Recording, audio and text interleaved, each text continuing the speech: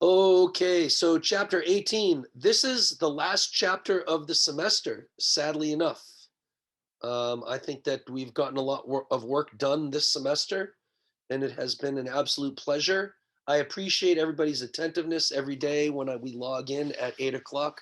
I'm pretty sure we've had 100% attendance for the semester, and I could only assume that is a testament to you as students and your integrity. So I appreciate your consistency and your support. It's been a bit of a strange semester, but because of hard work through people like you and I guess myself, we can still be successful. So we got to still make solutions in spite of problems. So chapter 18 talks about aging, the adult population, and sport and exercise. And I guess we could summarize the chapter really quickly in saying that individuals who are getting older should continue to do exercise because it seems as though exercise does a number of things. First of all, it increases strength. And when you're stronger, you can perform your activities of daily living. All right. So, number one, you can get around, you can get out of bed, you can do the things that you need to do if you're stronger.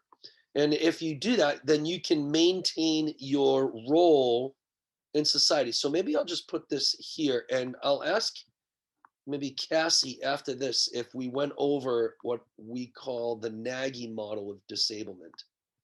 Cassie, can you come onto the mic and tell me whether or not we went over this NAGI model earlier on in the semester? I can't tell. Did we do that before? I don't remember. I don't Awesome. remember. Awesome. Okay, so we're going to get to that right now because I think that this is pretty important. So the next thing about exercise is maintaining bone health.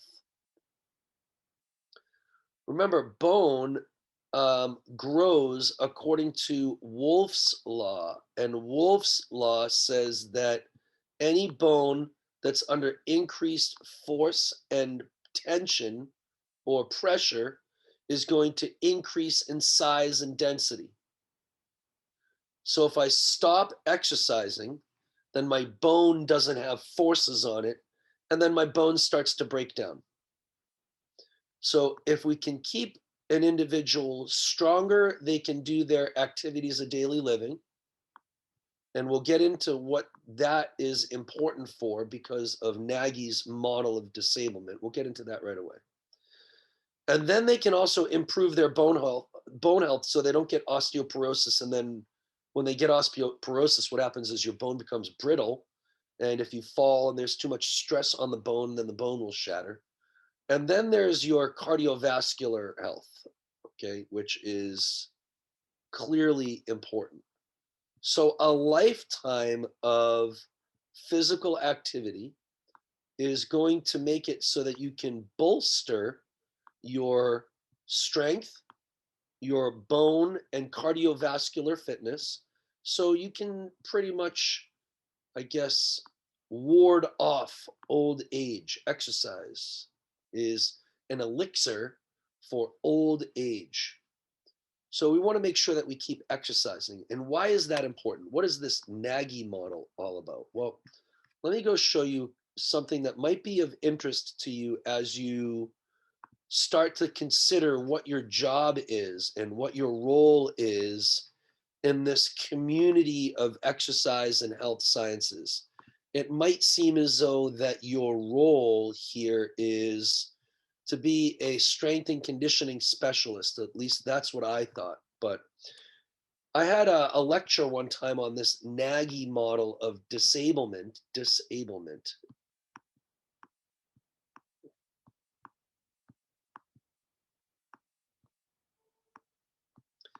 And you might think that our goal here is to get people stronger or to manage weight, but I think that our goal is to manage disablement. Disablement is disable, right? Disable is we don't want people to feel disabled. So I'm going to write these. This is the NAGI model. The NAGI model. This is the guy Naggy. came up with this nomenclature to talk about our state of well-being. So on this side, you have a pathology.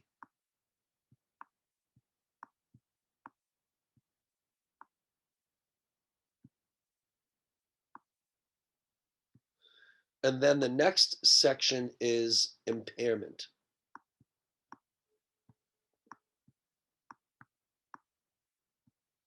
Then after impairment comes a dysfunction. Man, I'm going to figure out next semester how to make it so that my writing here is really clean. That would be nice. And then after impairment is function.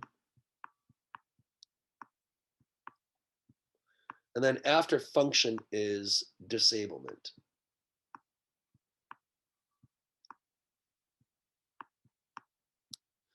Now, at the very beginning of the semester, I had a conversation with Tatiana, and she said that she's going to go into grad school. At this stage right now in your career, it might be difficult to figure out, what do you want to do? Do you want to work at Workout World? Do you want to work as a researcher? Do you want to do grant writing? Do you want to go get a doctorate? What do you want to do? All right. And this is the last day of the semester, and maybe we should give you a little bit of guidance. All right. So what we want to do is we want to think about, where in this continuum do you want to be a part of in terms of the health and wellness of our community? Because at some point, individuals are going to become older. And because they get older, there's a decrease in muscle mass. That decrease in muscle mass is going to result in a difficulty in performing activities of daily living for older individuals. And because of that, it could be the case that their role in society is impacted. If they cannot wash themselves, if they cannot get out of bed, if they can't go to work, if they can't see their niece, nephew, grandkids, then their role in society is altered. And if their role in society is altered, then they are potentially disabled. So your role in society is the defining point of this disablement piece here.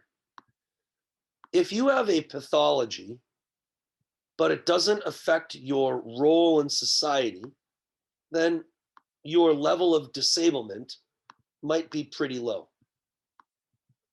But if your role in society is affected negatively, you could be disabled, but that doesn't even mean that you could have a pathology. And let me give you a particular example. There was one lady that I used to work with back in the day. We used to do these questionnaires. And I went to her apartment, and I had to ask her questions about her health, her well-being, her exercise, all sorts of questions. And we were doing a questionnaire on disability and whether or not people felt disabled, and whether or not they had a pathology or a physical problem that led to their disablement. So I went to this lady's house, and I enter her house and I sit down. First of all, it was clean. I asked her, "Who do you live with?" And she says that she lives by herself. She was 80 years old. Her apartment is immaculate. She didn't have any like assisted devices, no wheelchair, no walker. Everything seemed to be pretty good. We sit down, we start doing the assessment, and she says that she is disabled. Now, in my naivete, I thought disabled meant that she couldn't function. She had a limp. She couldn't get out of bed. She couldn't use her body to do the things that she needed to do. but it looked like she was not disabled. She walked around the apartment, no problem. It seemed as though, dressed herself. She didn't have an aide or anything like that. So I was curious why she thought she was disabled. So we started our little interview, because the interview that I was conducting was for that very reason, to figure out why she felt she was disabled. We put a flyer out there. If you feel like you're disabled, give us a call. We'll have somebody come to your apartment and give you a questionnaire and figure out why you feel disabled. Now, she was walking around fine. It didn't look like she had any pathology whatsoever. She didn't have a below knee amputation. It didn't seem she didn't have Parkinson's disease, Alzheimer's. She didn't seem as though she had a pathology, but she answered to the question of the flyer that she was disabled. So we keep doing all these questionnaire questions. Doesn't seem like there's any issues. Halfway through the meeting, she says, "Would you like dinner? Would you like lunch?" I said, "Man, I would love lunch." She gives me a turkey sandwich. She goes into her own kitchen. She makes a turkey sandwich. She brings it to me, and I eat a turkey sandwich. She actually asks me if I want tea. So I'm sitting there eating turkey sandwich and tea that she prepared by herself. So she was able to prepare for her food. She was able to get out of the chair. She didn't use a walker. She prepared lunch for me by herself. So I still didn't understand why she felt disabled. And then we started to talk about her environment. And what about her environment led to her feeling of disablement? So you don't really need to have a problem physically with your physiology in order to have some type of dysfunction. A dysfunction is different than a pathology. A pathology is something that's wrong with your physiology, something wrong with your anatomy. So we could say this is like a problem with your anatomy. Now, it could be that you have cancer. It could be the case that you have, hold on, let me just write anatomy. Maybe I'll just have to get anatomy. A Surface Pro or something like that that has a stylus. A pathology is a problem with the anatomy. Now, you could have cancer. God forbid. Like cancer, what cancer is it's an uncontrolled growth of cells in your body. You could also have Parkinson's disease, God forbid, or cerebral palsy, or multiple sclerosis. These are all different pathologies. And the pathology, the ology is the science of death. Each one of these different pathologies has a different cause. So cerebral palsy is caused by a reduction in your oxygen at birth, where maybe you got strangled by the umbilical cord or something or other. Parkinson's disease is different. Parkinson's disease is caused by a reduction in your dopamine. And it's caused actually by a deterioration of your basal ganglia. And your basal ganglia is a portion of your brain that is responsible for creating dopamine. So Parkinson's disease is caused by a different, I guess, catalyst or reason than cerebral palsy. And we talked about multiple sclerosis earlier, and Terry Walls, we had that video. Hers is caused by a reduction in myelin. So you have these problems, and these problems are caused myelin. I don't even know if it has an E. It could, I'll put this line here. If it doesn't have an E, maybe it doesn't. Myelin. It doesn't matter. So these are all pathologies that could affect the body for a different reason. And certainly this pathology here could lead to an impairment that leads to a dysfunction, that leads to a disablement. But that doesn't mean that everybody who has cerebral palsy or everybody that has Parkinson's disease is disabled. Because if their role in society isn't negatively impacted, maybe they're not so disabled. So impairment. What an impairment will do, let's say I have, and even right here, I'm going to write in blue, let's say I have a broken ankle.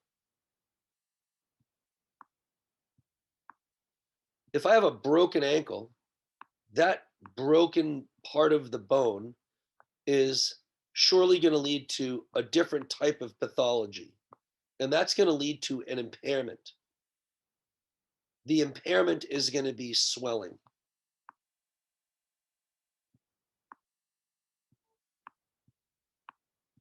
The impairment is going to be pain.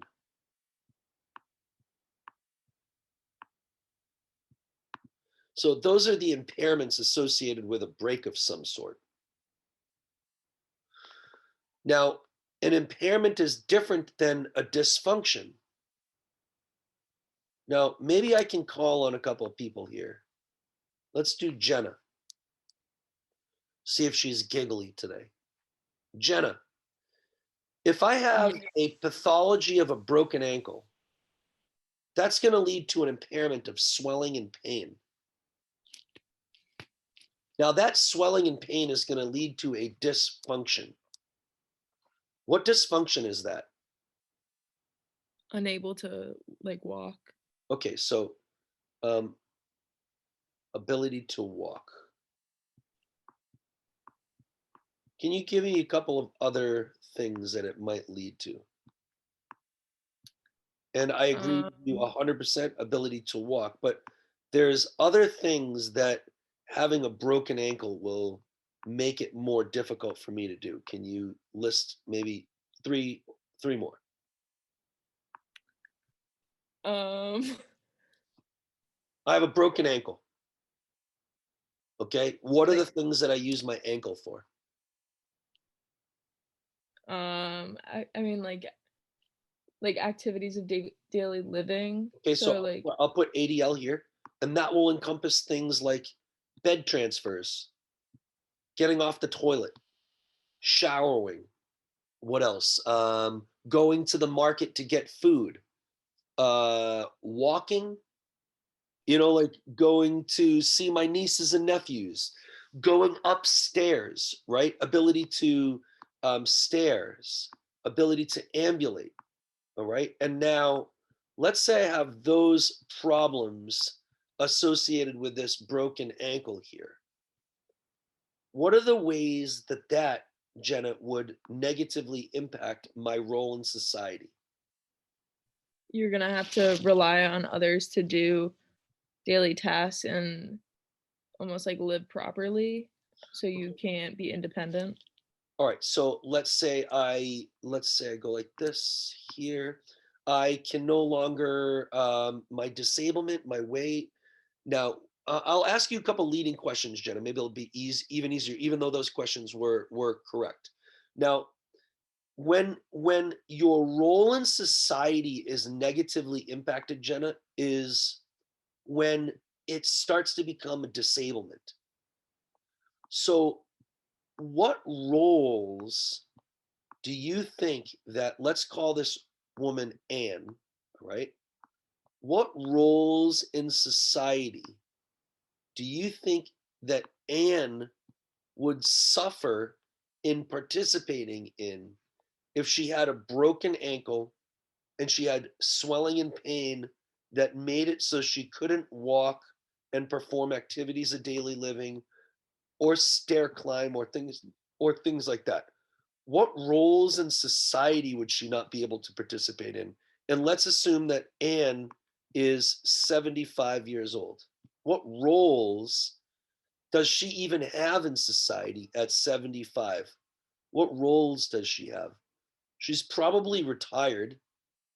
But Jenna, what roles in society do you think that Anne at 75 has as a retired woman?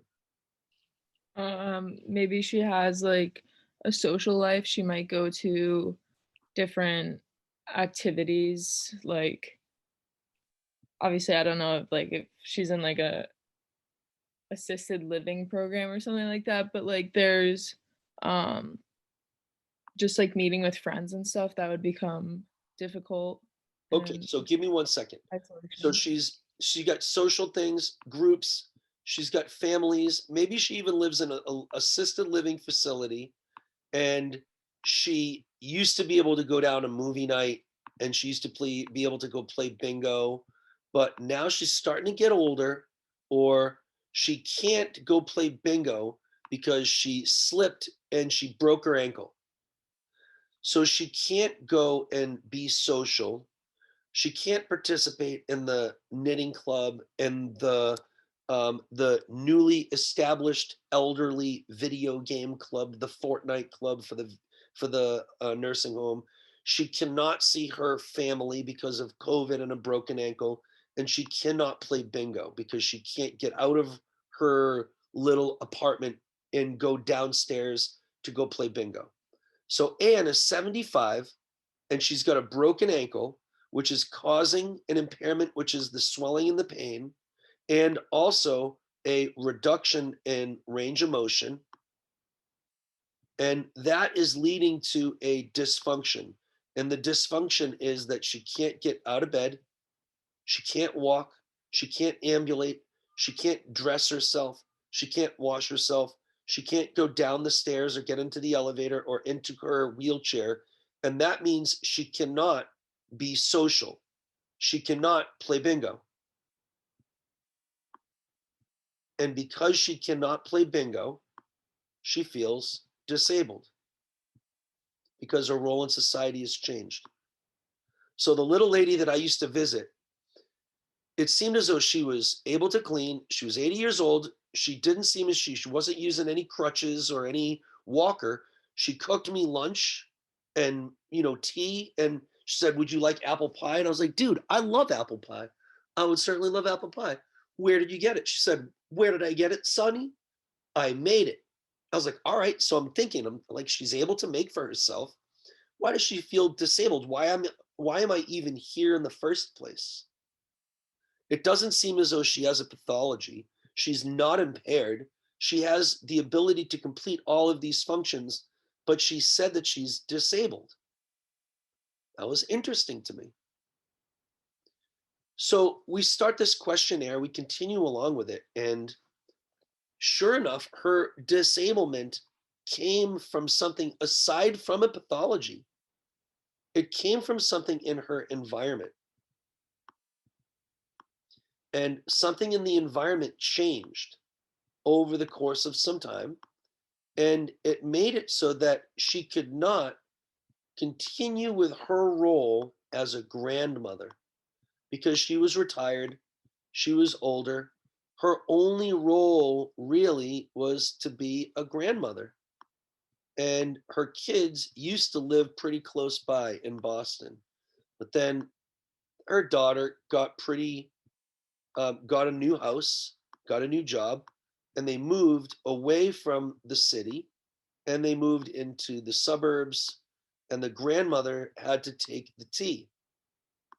All right. She had to take the T to go and see her kids. She used to be able to just see them anytime they wanted, but now she had to go take the T. And if you go to Park Street Station and you go to the very bottom of the T, that's where the green line switches to the red line. And if you get out of the red line, you got to go up the stairs and you get to the green line, and it's really, really congested. In fact, one day I went to the T and I was walking behind this 83-year-old lady, and she was having a hard time walk, but it was at about 7 in the morning, and it was in Park Street Station. And I was like, this lady's going to get trampled. And sure enough, she got trampled. She was like 5 people in front of me. Somebody pushed her over. She fell down. She hit her head. And I literally had to take my bags, my computer bag, put it in front of the stairs and divert people around the stairs so they wouldn't walk into this lady. That is a true story. So the reason this grandmother that I was talking to felt disabled is because when she went to the T and she went downstairs, it was too congested and it was very dim. And because it was dim, she didn't feel comfortable walking up the stairs. And because she didn't feel comfortable walking up the stairs, she thought she was going to fall. And because she didn't want to fall walking up the stairs, she stopped going to the T. But they didn't have one of those ride share functions nearby. So because of the lighting in the T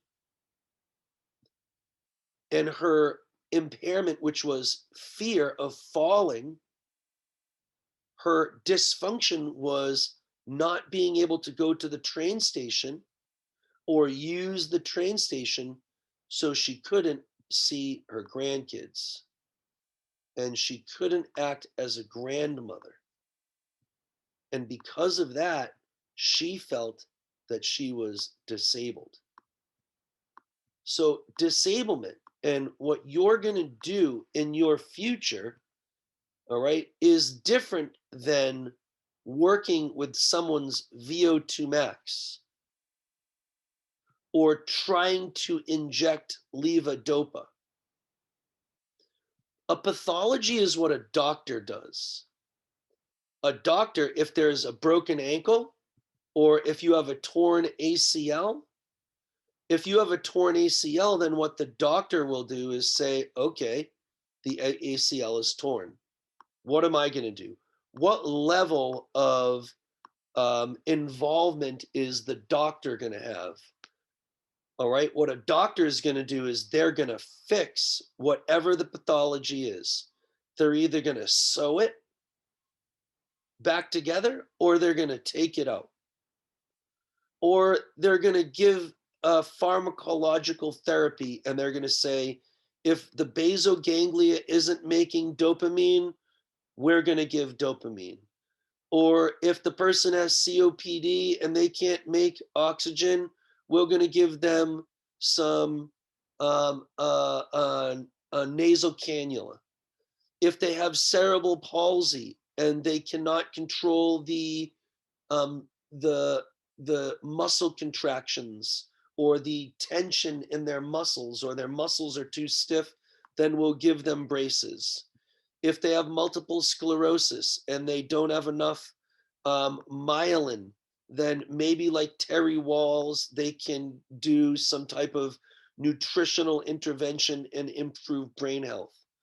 But a doctor is going to work at the pathological level. Now, I don't think anybody on this call is working at the doctoral level here. I don't think anybody's going to med school. Raise your hand. Is there anybody who's planning on going to med school here? I don't think so. So this area of interest or of work is probably outside of the realm of what we're working on here and what the people on this call or in this class are actually interested in doing. Now, these pathologies here are going to lead to impairments. Now, it's at the impairment level and the functional level that I think that Tatiana is interested in. She said she's going to grad school. And I think earlier she said that she might want to do athletic training. Tatiana, am I wrong at that? I keep talking about that. Maybe, am I wrong? No, it's okay. I'm going to grad school to get my doctorate in physical therapy. Okay, so physical therapy. And Tatiana, maybe I can work with you for a couple minutes here. What do you want to do in physical therapy? What are you trying to do? Well, I'm really interested in pediatrics because I think there's so much flexibility with kids and like so much potential for them. Um, I don't know. So I feel like working with kids is your opportunity to kind of help a child like lead a healthy or good life. And that's kind of like my main focus, but I also am interested in home care. And just understanding the environment that a patient wants to live in on a daily basis. Okay, so let's just talk about those two scenarios, okay?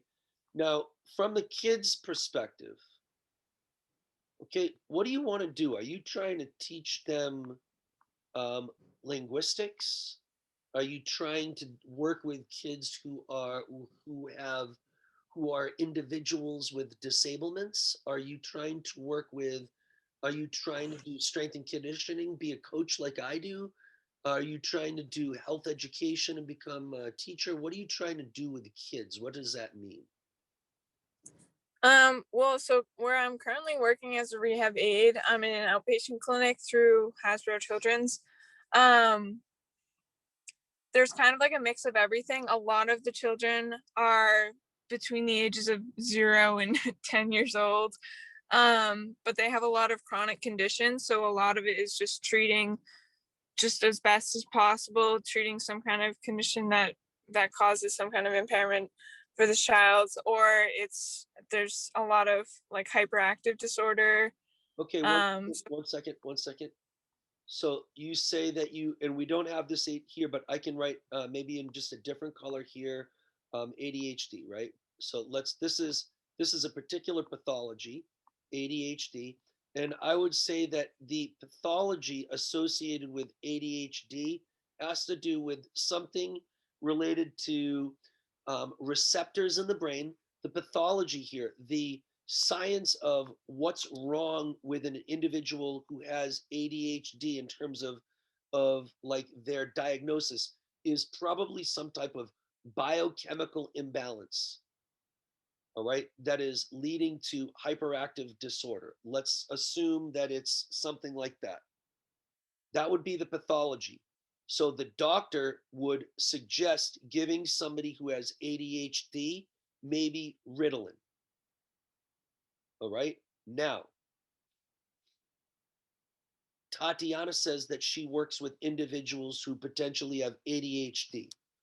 Tatiana, what impairment does the biochemical imbalance that's causing the pathology, what impairment does that cause? well, there are a couple of cases of hyperkinetic disorder. So, and a lot of it is associated with ADHD. In that, like, there are a couple of patients who just always feel the need to be constantly moving. So they like the therapist would be working with muscular control and just being able to kind of understand that balance. Um, 1 second. yeah. So when you say hyperkinetics, okay, one of the ways that you can use the term hyper is too much and kinetics is movement.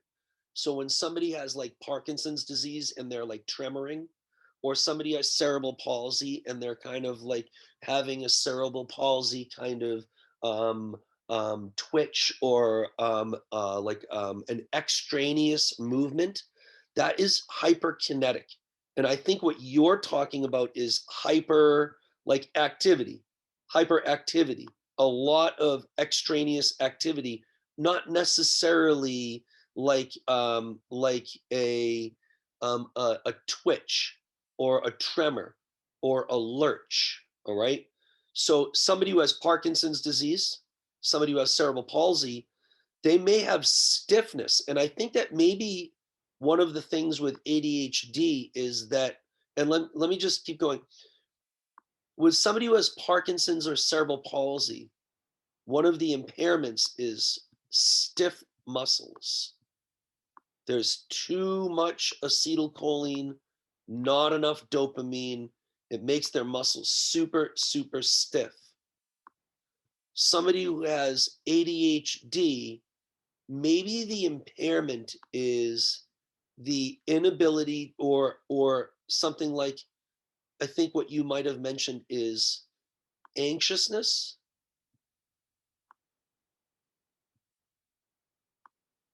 Right? And I don't know, I think anxiousness is a different adjective than hyperkinetic.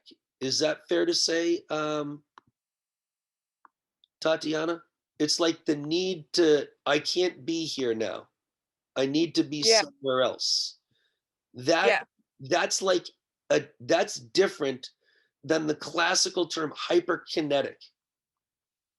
Hyperkinetic refers to the lurching, the twitching, the tremors associated with stiff musculature. I think that the word that you're looking for might be anxiousness or the inability to sit still. All right, anxiousness, inability to concentrate, which means that you are distracted. Is that fair to say? I think this patient was diagnosed with like a neurological disorder that caused that or something. Okay, so it might not have been ADHD. It might have been some other like neurological pathology, which is probably some type of deterioration to some type of neuron, which is either what they would do is give a medication to deal with that neuron, or they would try to give functional electrical stimulation to that neuron if you're a doctor dealing it with a pathological level. But what you're dealing with, Tatiana, is now at the impairment level. You're dealing with someone's, let's say, Tatiana, we're dealing with straight ADHD. Then in that case, you would be dealing with a biochemical imbalance, which is the pathology. And the ADHD would cause some type of impairment. And I have limited knowledge. Maybe I'm wrong. Hopefully somebody on the call can correct me. But I believe that the impairment associated with ADHD is distractedness, anxiousness. I don't know how to like even verbal put it in words, but it's like the inability to pay attention. All right. Now, that inability to pay attention here, Tatiana, if you would continue to help me, all right, I would appreciate it. That impairment, that now, Tatiana, can you, is this correct that ADHD is going to lead to some sense of distractedness and anxiousness? Is there another adjective that you would use here? Not that I can think of. Just not being able to stay on task or staying focused.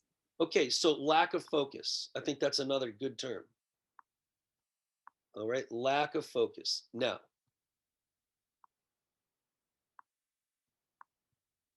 that's the impairment. Now, it seems as though that impairment is going to lead to some problems.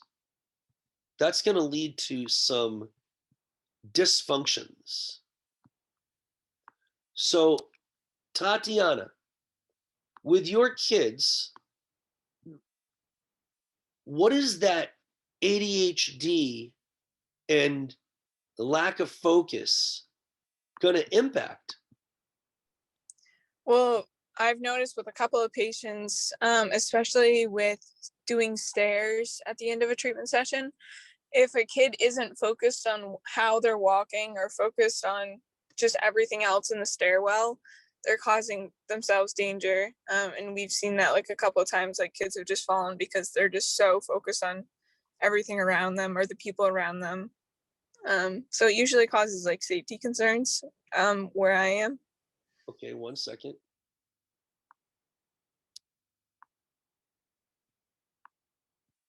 So, and by safety concerns, you mean like probably in regards to like injury. Like they could fall down the stairs, they could cut themselves with a knife if they're cutting a bagel, they could injure themselves using the physical things that they're manipulating in the environment if they're not paying attention to things, if they're distracted by things. All right, so this is from a safety perspective, but there's also, it might be that they're not able to do their homework. So it could be that they're not able to get a job. It might not be able to stay on timing with things, right? So they could be disorganized. It could be all sorts of different things in their life that this lack of ability to stay focused on their tasks is resulting in terms of their function. Now, that's for somebody who has ADHD. For somebody who has an ACL problem, all right, we're talking about a completely different story. Somebody who has an ACL problem, they're going to have swelling, pain, and a reduction in range of motion. Now, let's go to somebody else. Let's go to, I don't even know who's on the call. Let's go to Lindsay. Lindsay, if somebody has an ACL tear, what's the impairment associated with that, associated with this pathology? Like they will, like their knee, it's like their knee, but they won't be able to like walk or do normal like functioning. Oh, that's the function, not the impairment. Yep, so I tear my ACL. What's the biggest problem? Is the biggest problem swelling and pain? Definitely pain, yeah. Okay, I mean, so I would sometimes you see think. people who tear their ACL and they kind of like walk off, and they even like play sports for the next 6 months before they actually get it fixed. Right, so it could be pain. Yeah, I agree with you. How about something else associated with that that pathology?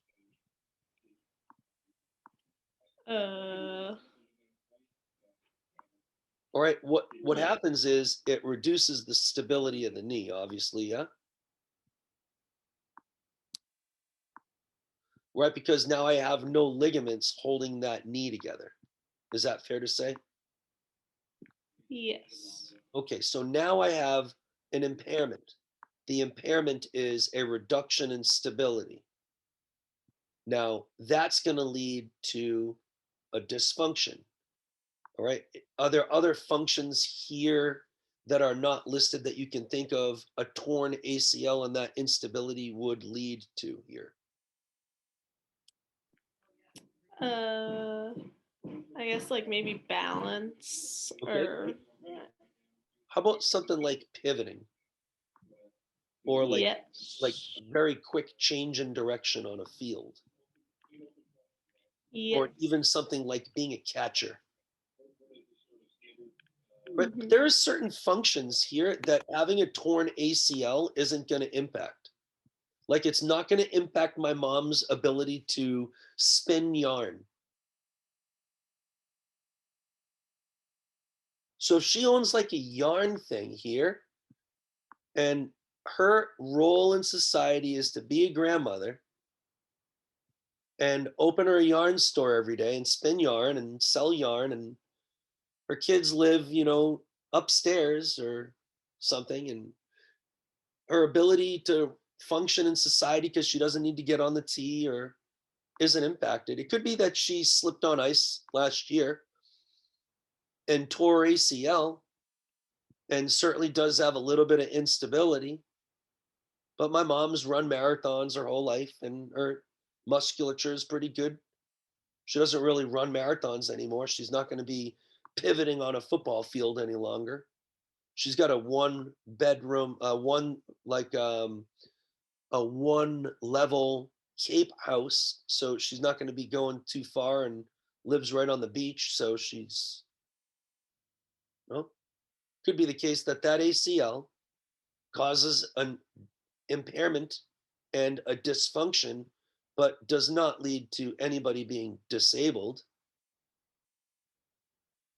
But it could be the case that, say, for instance, a football player who is in his prime tears his ACL, has incredible pain, swelling, reduced range of motion, instability, or Derrick Rose tore his ACL, has all these problems, isn't able to run, pivot, what's his name? Oh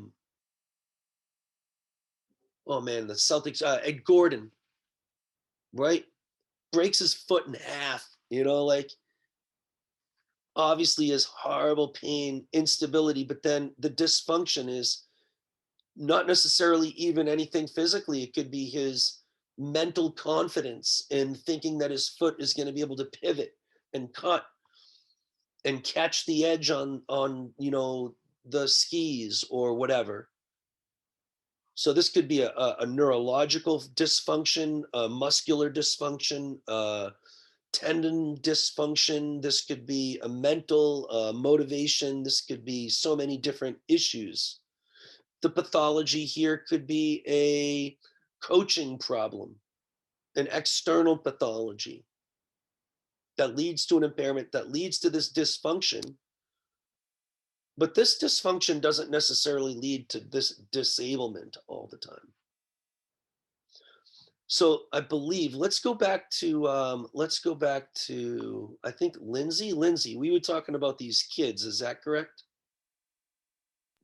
No, I talked about the ACL. All right, so let's talk about the ACL, all right? And let's talk about this kid who tore his ACL, all right? This football player who tore his ACL. What is his disablement? Well, he's definitely not going to be able to play football, or at least play as well. So you would say it's his status as like lineup. He's not going to lineup, right? Mm-hmm. All right. And that would be a sense of disablement. Yes. For the grandmother who couldn't get on the tee, her sense of disablement was that she couldn't see her grandkids. My Nana, she was 96. And at that stage of the game, she couldn't go see her grandkids. All she wanted to do was play bingo. And she would talk to me about bingo all the time. Daniel, I played bingo the other day. I did really well. I won. I got a shawl. She was so happy to win a shawl. But when she couldn't play bingo anymore, and what made it so that she couldn't play bingo? Well, she wasn't strong enough. The pathology was a reduction in fat-free mass because she didn't do exercise her whole life. The impairment was that she had no strength. She had no strength. And the dysfunction was that she couldn't get out of her chair. All right, so now we have somebody who can't get out of a chair because she's not strong enough. I'm going to just put chair right here. So she couldn't play bingo. Now, this is going to define really who you are, this little task right here, who everybody here is in their career over the next 3 or 4 years coming up. So you have my Nana, all right, 96 years old. She has no fat-free mass any longer, right? She's not strong. Why do people do this to me? Why do people? Now, if I decline it on my computer, now I have to get up. Now I have to edit this out. Ah. Right, it's my mom. She's coming on to the show. Hi, Mom. How are you? Oh, great. Whoa, wait. Just wait 1 second. Wait 1 second. You know I'm in class right now. Okay, I forgot. Oh, wait, but you gotta at least be part of class for a couple seconds right now. Oh, you hung up.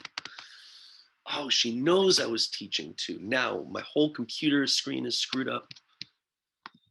Oh, 1 second, everyone. How do I do this? She's the best. Oh, thank God it didn't ruin it. Okay, what I would like you to do, everybody, let's try this little experiment here. You have this 96-year-old lady, my Nana. She doesn't have fat-free mass. That's her problem. Fat-free mass is muscle and bone. And she's losing muscle and bone because she's not exercising, and she's not eating because she loses her appetite as she gets older after 40 and 50 years old. She has no calcium, so her bone density is decreasing, so the weight of her bones is decreasing. She doesn't have enough strength because she doesn't have enough fat-free mass. She doesn't have enough strength to get out of a chair, so she can't go play bingo. And the bingo is downstairs in like what, I don't know, it's in like the cafeteria or whatever. She gets to go see her friends.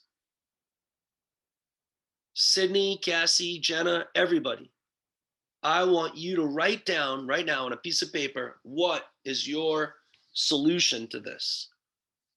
What are you going to do? So I want everybody to write like 2 or 3 sentences. What are you going to do? I'm going to give you 5 minutes. This is going to decide everything.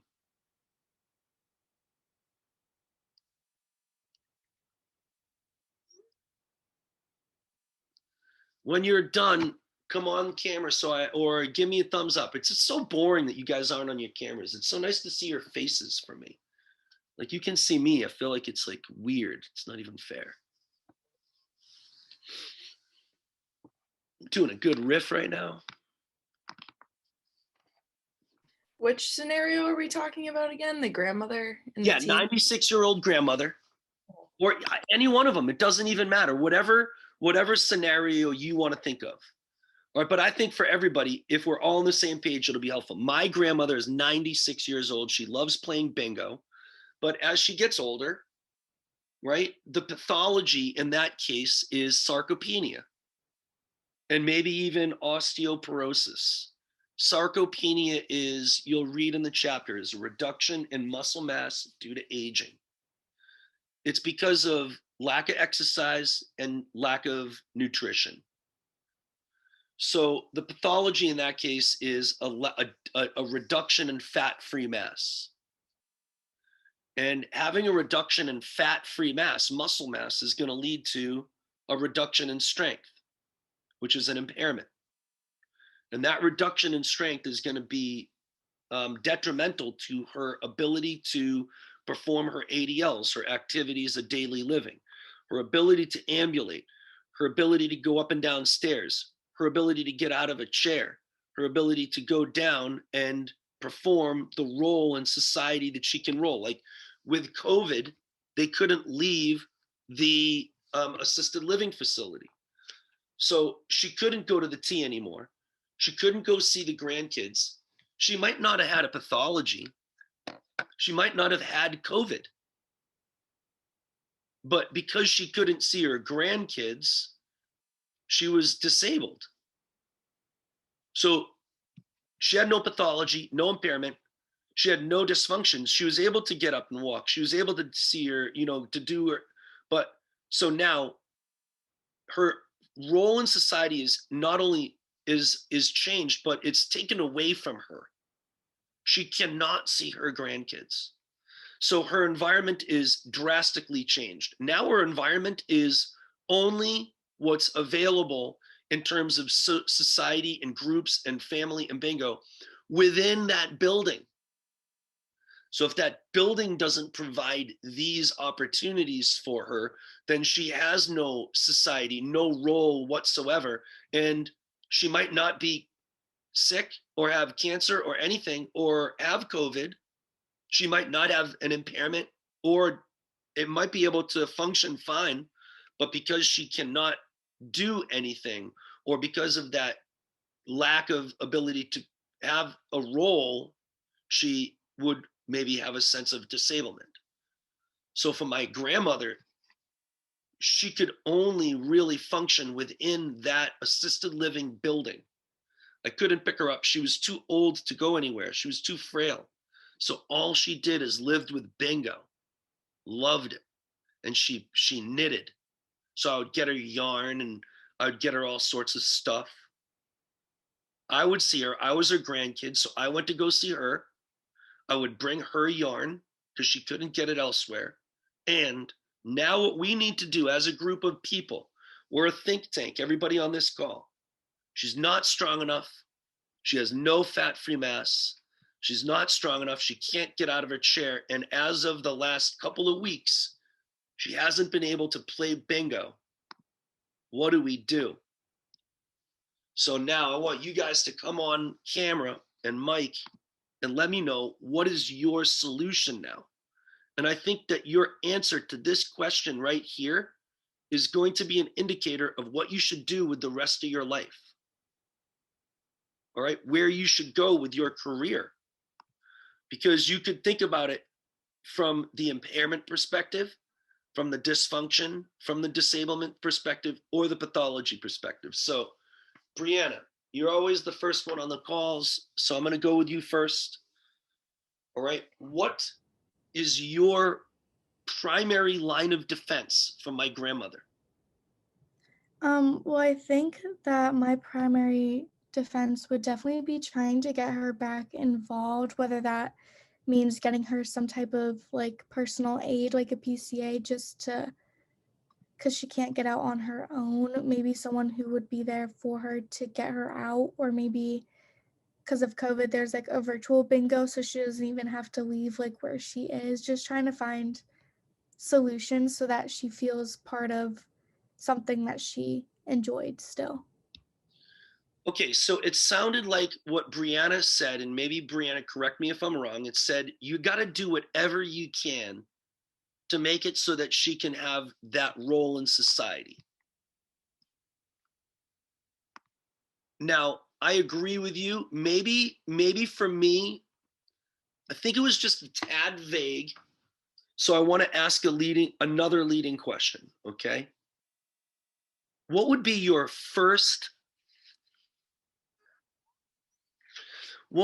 first thing that you would what would be, all right. There are many different, I guess, systems that are at play here. Okay? And there are many different areas of wellness. There's physical wellness, religious wellness, societal wellness, psychological wellness. What is the first area that you think that you would try to innovate in your attempt to rehabilitate my grandmother? Would it be physical? Would it be, would you try to get her down and have friends and social? Would you, where would you try to go to first? I would say psychosocial, just because since she's 96, I don't know if physical would be the priority over psychosocial. Super answer. Dude, I want to tell you something, okay? I work with kids from the age of 2 all the way till right now, probably 24, 25, I guess. I have to say that I am humbled because the older I get, the more I realize that I really am not special. And an answer like that, Brianna, an answer like that, to me, it just means that I'm no better than you guys. Right? The answer was beautiful. It was thought out. It was different than I thought you were going to say. All right, we're all in this together.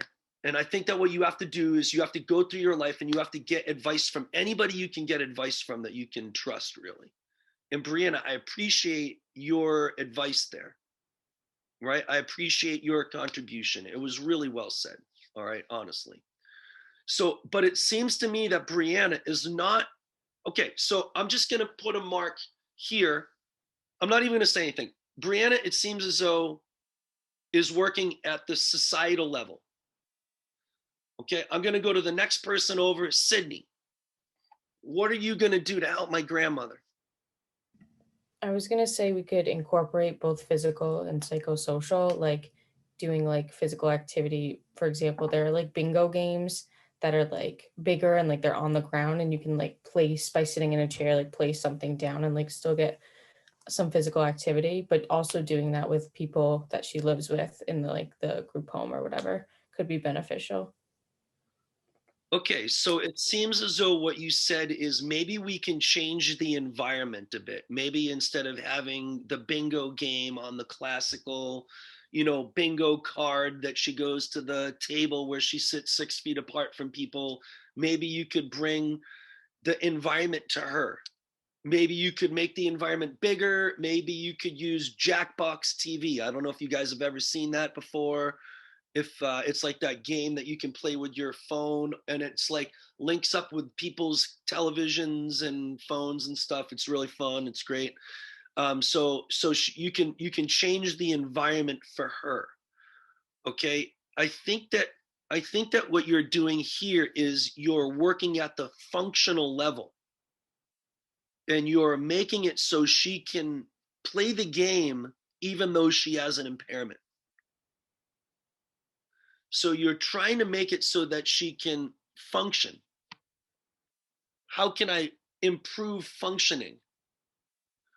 Now, it's sort of in between. Like you said, maybe we can work on the physical and the societal aspect. So Sydney, I think it was kind of like bouncing back and forth between which one. But if I had to say which one, you said I would want to work on the physical and the societal. Which one do you think that you would want to work on first? Which would you tackle first? Would you make it so that she could go see her friends? Or, all right, so let's put it this way. Would you rather her go downstairs and see her friends? Or would you rather get her a way that she could play it in her apartment because she loves bingo so much? I would say a way to get her downstairs because it gets her moving at the same time. So she can leave her apartment and see other people that can address both the physical and the societal. Okay, so I think that what you're saying is it's more of a peer interaction thing that you want to make sure that you think is important.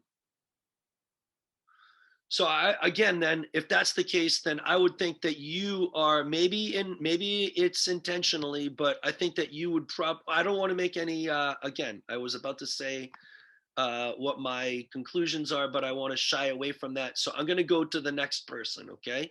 And say, next person over is Cassie.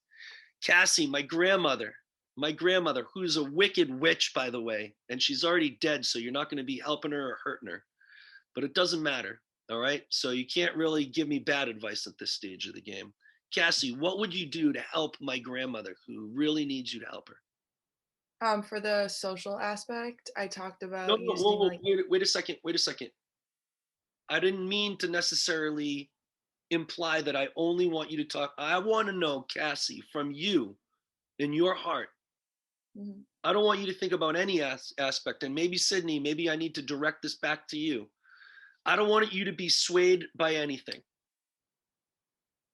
I don't want you to say, well, I want to talk about this because they talked about it. I want to know, like it could be, Cassie, that you say, all right, she has lack of fat-free mass. That's her pathology. You might want to work with her fat-free mass. It could be the case that, Cassie, I don't know what you want to do in your life. If you want to be an athletic trainer, what you might want to say is, okay, well, I would get her on strength and conditioning. I don't know what you want to do. So what would you do to help my grandmother without anybody telling you or persuading you what direction to think of? So then I would say to get her moving as well, like what Sydney said, just small things though, like simple, it's like just to gain her strength back. I know like PTs can do like certain types of exercises that don't take too much effort that would be that could like put her at risk of actually getting hurt. Like I feel like going down the stairs is something that would put her at risk. So just doing simple things in her apartment to gain back strength might be most beneficial for her. okay, so you kind of seem to be talking about impairment and function. You kept using the word strength, but you said the word stairs. Right? So you didn't say anything really about going to see her friends or playing bingo or anything. Whereas Brianna was kind of like maybe back and forth here, and Sydney, Brianna seemed as though it was all about her friends. Sydney was like, well, I want to get her like a bingo board so that she can play with her friends. But like maybe Sydney, what happens if you did, say, for instance, something here and you did Zoom bingo? So she could play bingo and see her friends and didn't need to leave her apartment. So let's just put that there. All right, what do you think about that, Sydney? Is that interesting to you? Yeah, I was gonna say more like to get her moving, to get her to a different spot. So like getting her leaving her apartment to keep her like, because that already in itself is a lot for someone who's 96. So I think focusing on like moving would be a good idea and like incorporating seeing her friends with the physical activity aspect of it. Okay, so now it seems as though you're like maybe like 75 function and 25% bingo, right? Get her out of the apartment, get her cardiovascular system functioning. It seems as though you're working on ambulating, locomoting, getting out of bed transfers, getting out of a chair, going into the elevator, walking down the apartment, okay. It seemed as though Cassie talked about strength. Let's get a little bit of strength going. All right. So I think that Cassie was talking, maybe Cassie, I don't want to put words in your mouth. Can you talk to me a little bit about what you mean by like strength? Um, just I can't think of like a specific thing she could do, but just stuff to work on her, like even her fine motor skills, because if she's becoming weak as she ages, doing things like even like picking up a pencil and writing, or being able to like get dressed, lift your arms over your head, like stuff like that to gain her like upper body strength. I think that would be important for her ADLs. Yeah. So you're talking still, it seems that you said about writing. So I don't mean to be vague. I don't mean to be not coming out with it. I just want to keep kind of prodding you for like what you would do. Now, if you're talking about writing, would you have her get a journal, or would you have her get like one of those squishy balls and like work on fine hand strength? What are you talking about? Well, I didn't think of that actual exercise, but I think that would be a good idea. And then I think just, yeah, maybe a journal just to practice writing. No. Those are my ideas, dude. No. I want to know which one. If you can't say yes, both of them, those are good. I choose both of them. I gave you one or the other, and I want you to say, I need to know, are you thinking, Cassie, when you talk about your career, Cassie? I feel like I'm looking at it from like an occupational therapy type of look opposed to PT. Okay, so now a PT is working at an impairment level. An OT is working at a functional level.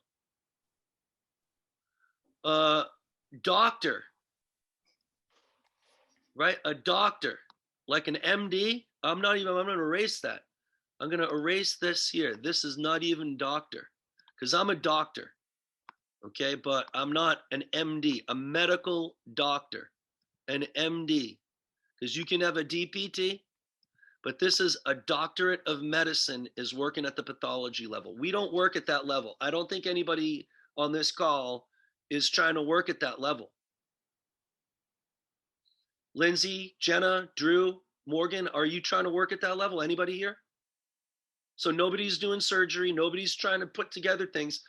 But that's one of the things about this is that somebody who's going to work at this pathology level has no idea about this level.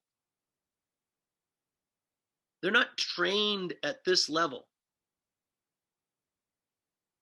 They're also not trained at this level. They're trained at open body up, do gross anatomy, look at the guts, fix the guts, sew the body back up. I avoided that my whole life. I've never done gross anatomy. Anybody on this call ever done gross anatomy? Yeah, it's for a reason, because it's gross. I don't want to do that in my life. So when I realized I don't want to do that in my life, I got nervous. I was like, does that mean I can't participate in health and wellness? The answer is no. there's so many different areas for you to work with. So this is what an MD is going to do.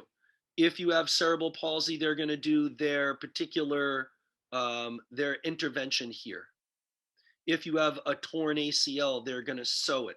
They're going to fix it with a cadaver or with some part of your other patellar tendon or something like that. If you have a broken ankle, they're going to reset it and pin it. If you have ADHD, what they're going to do is give you medication. This is pharmacotherapy, works at the pathology level. Now, let's go to Aubrey. Aubrey, always very insightful. I need help with my grandmother. Aubrey, what are you going to do? What's your first line of defense? I would work on her nutrition and I would increase the protein in her diet. Okay, so you say that the pathology here is lack of calories, right?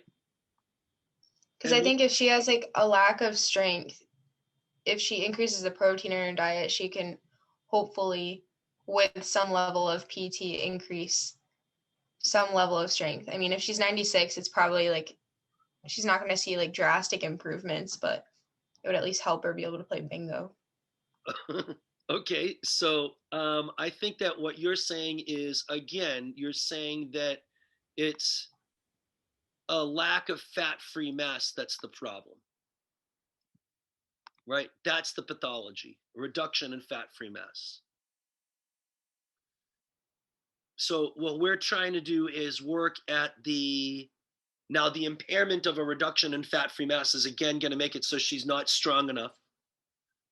And what we have to do is we have to increase her strength, her ability to walk, her ability to, and if that's the case, if the problem is, if the pathology is nutrition, then, and it's not a lack of fat-free mass, it's that she doesn't have caloric intake enough to manage that. And because of that, the impairment there is going to be a reduction in fat-free mass, a reduction in strength. Right. So then what we want to do is we want to work at, and that's going to cause a dysfunction. And the dysfunction is that she's going to have reduction in activities of daily living and all of that stuff. Right. So I think that it's not just a PT, I think here.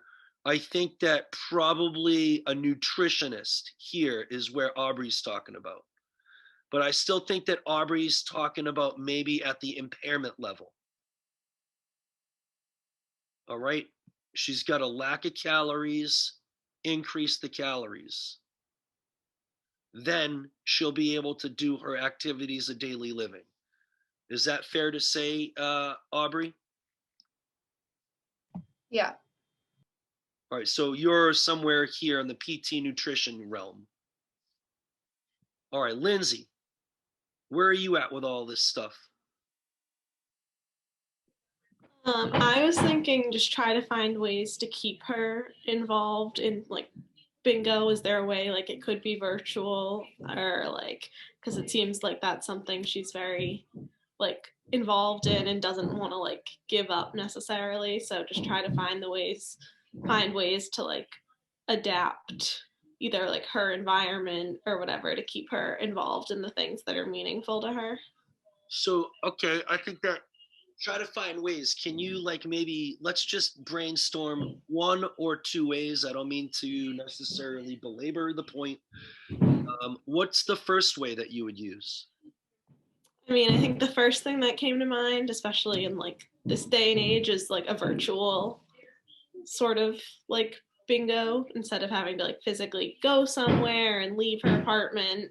If she's able to just sort of like set it up right in her little apartment or whatever, then that's one way to make it easier for her. Okay. All right. So you're still talking about maybe not necessarily even changing anything about the person or strength and conditioning. You're talking about changing the environment. Bring bingo to her. Whatever you can do to make it easier for her. Yes. Okay. All right. So, and then I think we have Jenna. What are your thoughts? My grandmother needs help. Jenna, I want to hire you. So far, Cassie and Sydney and Aubrey and Brianna and Lindsay have given me some good suggestions. I need to know how to help my grandmother. Jenna, what are you going to tell me?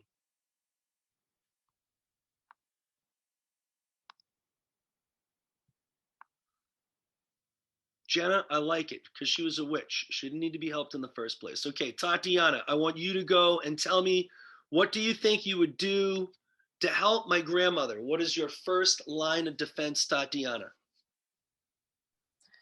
I would say nutrition. I kind of agree with the whole nutrition and kind of understanding that first and the overall well-being of your grandma and like her strength based on her diet and the way that she's kind of doing her own thing now versus what she wants to do. I think it's important for her to build her strength and be able to do that. Okay, so nutrients. I think I meant to say nutrition. But your first line of defense in terms of improving strength here, you said nutrition. Is that correct? You think it's about nutrition for my grandmother?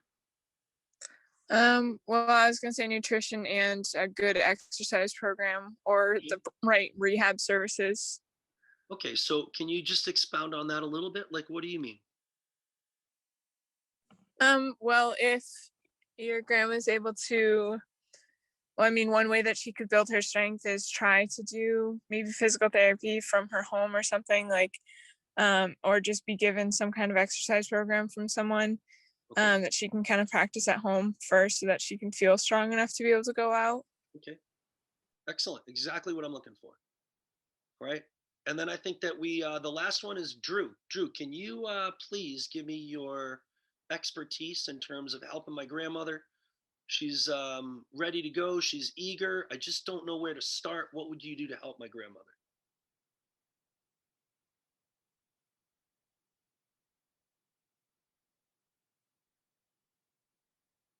I think he might have fallen asleep, but that's okay. He's done such a great job this semester. Drew, okay? If you come to, let me know. Okay, so what I think is important here is if you take a look, all right? Here are my tallies for where we're working at in terms of a group. Seemed as though 3 people mentioned taking bingo to them or change the environment and bring the environment to them or make bingo bigger or use Zoom. 3 people talked about nutrition and PT from the impairment level. 1 person talked about the occupational therapy level. All right, it sounded like it was surprising to me that not many people, only the last one said, let's put together, only Tatiana said, let's put together a strength and conditioning program for her. I mean, it's not that she's wrong or right. It's just that this is the area of expertise that I think that Tatiana is going to go after. And in the beginning of the year, she said that she's going to be or is interested in doing some type of athletic training or something like that, or going to further her education in some type of impairment level information. Right? But it seems as though there's different layers to this disablement. Now, it's not always the case that somebody who has swelling is unable to walk and therefore can't play bingo. There are many times where this swelling doesn't lead to disablement. And there's many times that somebody can be disabled. My grandmother doesn't have any swelling. She doesn't have any pain. I gave her a cane and a walker so she was stable. She had a different kind of impairment, but it doesn't mean that somebody has to have an impairment to be disabled. The lady that I interviewed, all right, she didn't have any impairment at all. She was able to clean her own apartment. She wasn't, she felt as though she was disabled, but she could cook on her own. Her disability was in her environment. How many aspects of our environment are there that might lead to our senses of disablement?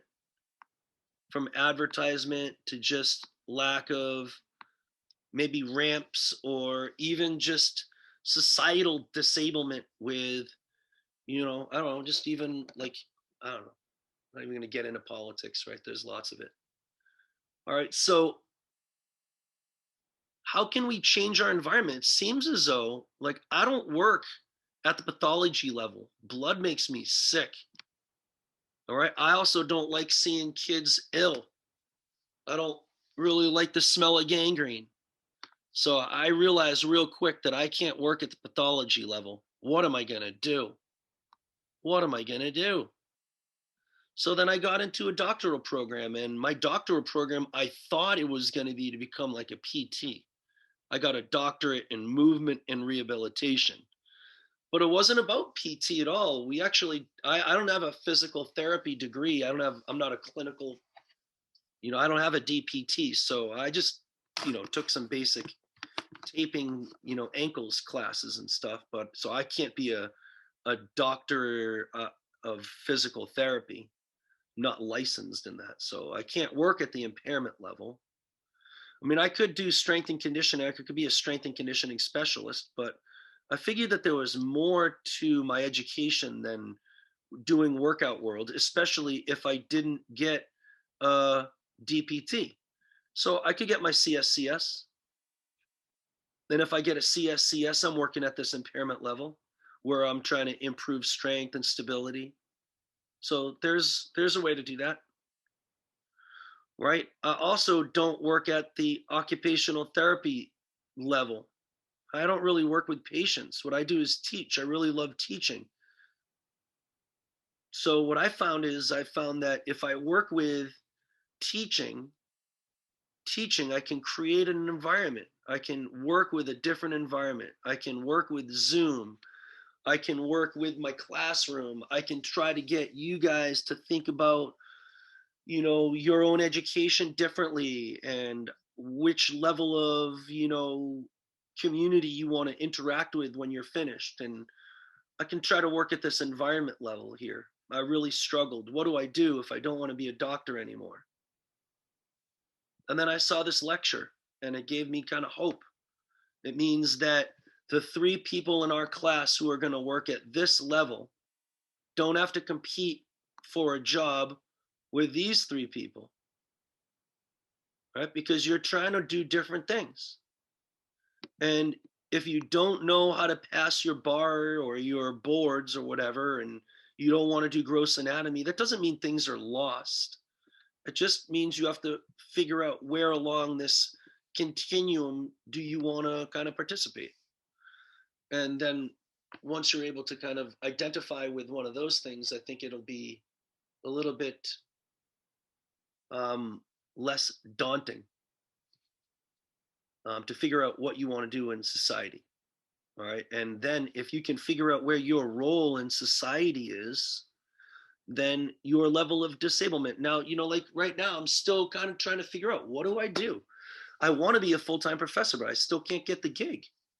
So like, unfortunately, my role in society is kind of like still kind of pushed around a little bit. And when you get laid off from a job, all of a sudden, boom, your role in society is kind of like pushed around. You still got to pay bills and rent. And so, those things become also stresses. So it could be the case that, I don't have any physical issues, but if I can't pay rent, then I certainly have a sense of disablement. So what are the aspects of our own environments now, COVID, related environment, that lead people to feel disabled, and then if your job is to work with the health and wellness of people in your community, I mean, maybe it means that you don't need to work as a PT. If you don't get into PT school, what are you going to do? If you don't get into occupational therapy program, what are you going to do? If you don't become a nurse, what are you going to do? Well, what you're going to do is think about how you can change the environment. Can you be part of school legislature? Can you become part of town government? Can you become part of, one of those green carts that brings vegetables to people in the inner city? There are so many different ways to work on this wellness of our population. So, all right, let's go and click on here. So chapter 18 starts with a description of the impact of age on height, weight, and body composition. So obviously, as an individual gets older, usually their height decreases, their weight will increase for a bit through their 40s and 50s and then start to decrease. And then their body composition, they will start to lose fat-free mass and start to increase fat mass. And then there are physiological. Physiological is like the way that your body behaves or reacts to acute exercise. So if I exercise one bout of exercise, I'm an older individual and I go out and I exercise. What is that exercise going to do to my heart, and how is that compared to somebody who is my age who is trained, but also compare that to somebody who is younger? Then what are the changes in my body? What are the physiological changes that happen as a result of participating in exercise training? And then the chapter talks about sport performance. So it talks about things like the mile run and swimming and cycling performance, and also performance in regards to resistance sports and how they reduce with aging. Fortunately, over the last couple of years, the number of people who are participating in exercise has increased. It could be because of technology or different groups and related sports. Now you have the 50 and over golf tournament, and you have the softball leagues and bowling clubs, and you have Zoom that is going to make it so people can participate. And you had, even though you had COVID, you had like virtual 5Ks and all sorts of different ways for people to be engaged in sport and exercise. So over the last couple of years, more people have participated. So that's kind of a good thing, especially with an older population. But I've said this statistic before. If you look at questionnaire studies, it will show that about 50% of the people in the country don't do any daily physical activity. Now, why is that? Is that because they don't have time? Or, well, a lot of people work. So, I mean, I work a lot. I'm teaching for an hour and a half, for instance, right now. And in this hour and a half, I guess I could teach on my exercise bike that I have in my room, but I don't. So let's just say, for instance, because I'm teaching for an hour and a half, at least that's an hour and a half of my life every Monday and Wednesday that I can't be exercising because of my job.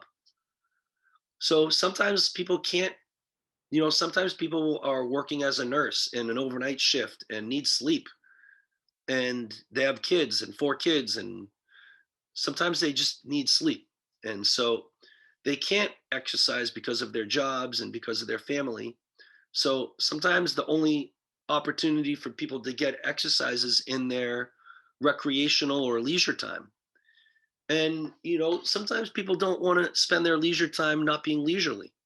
So it becomes this, like catch-22, this conundrum of when do I exercise?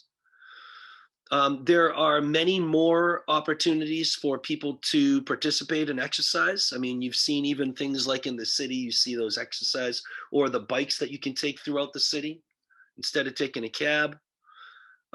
There's those walking trails. There's those exercise trails that you see around high schools sometimes.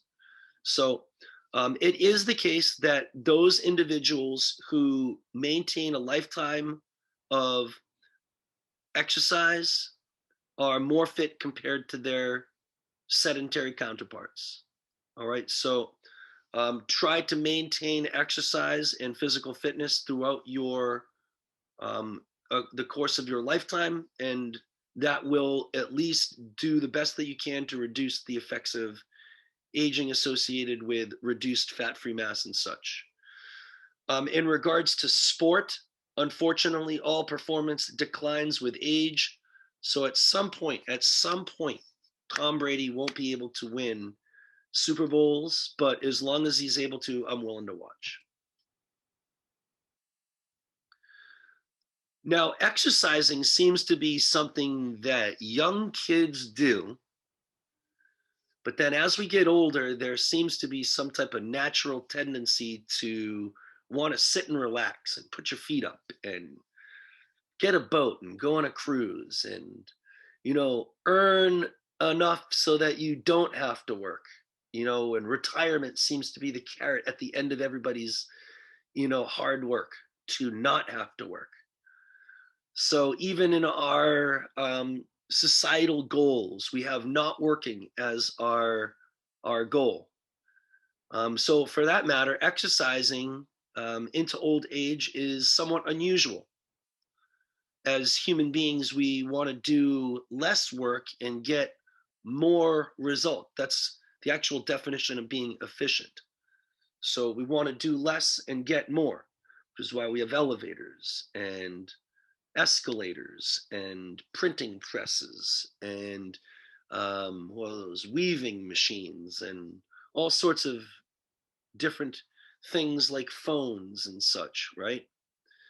All right. And what are the motivating factors for exercising anyway? Like as soon as I was done with my last meet in college, I was 22 years old. We were at NCAAs. I competed my last event and I knew that my career was over. There was no Olympic Games for me. There was no continued gymnastics for me. Gymnastics was college. As soon as you're done with college, what is the motivating factor for doing gymnastics any further? There's no professional league, and it's so injurious to your body. It's hard to train that way. So it wasn't really motivating for me to keep going to the gym and putting my life at risk. And now as I get older, what's motivating? Well, what's motivating to me is money. And I'll tell you why. And I'm not really materialistic, but you got rent. You have rent and health insurance and just everything kind of piles up. So what motivates me is to, figure out how I can pay rent so I don't have to like move out of my apartment because I love it here. And, this is like not but like the option that I have here, aside from here is, I don't know what that is. So what motivates me is making money so that I can pay rent. So because of that, it switches, when I'm in college and I'm on scholarship and I have everything handed to me and I don't have to worry about health insurance and I don't have to worry about really anything. I didn't have any motivating factors aside from, competing and winning and stuff. But now my motivating factor is like ability to function in society, like not be disabled, is to have a role in society. And right now my role as a 44-year-old man is to have my own place to live. So not having my own place to live, I can still walk a beach, I can still do that. But, my societal role of having a job, a full-time job, having health insurance, being able to, go to the doctor and pay for things that I need. Those things are now my motivating factors, which means that if I have to do that before I get to exercise, so be it. Right? There are many things, though, if you take a look at or do studies on individuals who are aging, and you want to find out how the aging process is making it so that your subjects are declining in terms of height, weight. So here's another thing. Like another way is I have my athletes in the gym, and my athletes are 7 to 18. So they're always getting bigger. They're always getting stronger. How do I know if I say, for instance, I take the number of dips that they do every single Wednesday? How do I know that the number of dips that they're doing is improving because of the strength that we're doing, or because of the natural fact that as they get older, they're going to get stronger? So it's the same can be said for comorbidities of age.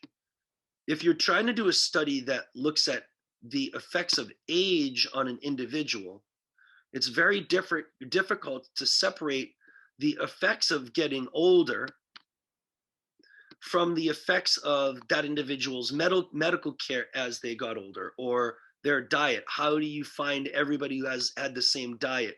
Or is it the lifestyle factors as they get older that are contributing to the decline in muscle mass or fat-free mass, or increasing their morbidities or the mortality rates? It's hard to sometimes separate whether or not age is the actual cause of the decline as opposed to these various lifestyle factors. And there's probably innumerous lifestyle factors to consider. At any time, if you have a question, feel free to come in, all right? In terms of distance per day, in terms of the amount of physical activity that individuals, what is this?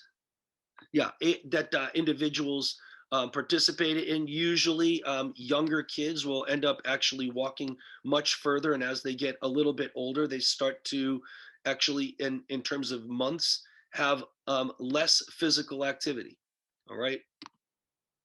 In terms of height with age, there's a reduction in height with age. It starts at about 40 years old. Dang it, I'm 44 years old, so I don't want to start getting shorter, but apparently I am. That has to do with sometimes poor posture as people start to sit more and more as they do their jobs. Think about a job for some individuals is sitting behind a cubicle for 12 hours a day, right? With bad posture, and they start to have like this curvature of the spine, this thoracic spine. All right. And then what happens is as they walk more and more with maybe bad arches, or they run and don't understand the impact of rest through a course of beating on their body, they have compression of their intervertebral discs, and their discs start to break down, and their height starts to reduce as they get older. Later, what happens is that some of the height can the reduction in height can be due to a reduction in bone mass of your vertebrae. Osteo is bone, and penia is like reduction of. So when there's like a small amount of bone reduction, that's osteopenia. And osteoporosis is when the reduction in calcium in your bones gets to the point where your bones actually become brittle. And we talked earlier in the year about what brittle means. And you have your stress strain curve here. This is strain. And strain is deformation, like the length of deformation. And this axis here is stress. All right, and stress is like a force. I'm kind of getting outside of the area of my screen. So if you look at the stress strain curve for bone, we showed you earlier in the year that there's an elastic region that indicates a pretty stiff material. And then if I put too much force on the material, I get to the yield point, and then something happens to the material. Whoa, the material's not quite broken, but it is not as stiff, and then finally the material ruptures. This region here is the elastic region.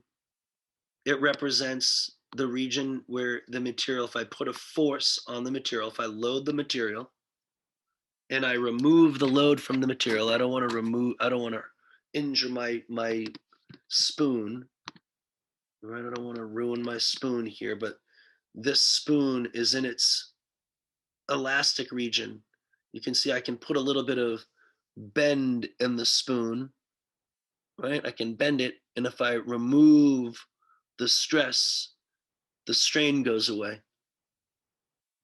But you would imagine if I took the spoon and I bent it really hard, then I would change the shape of that spoon.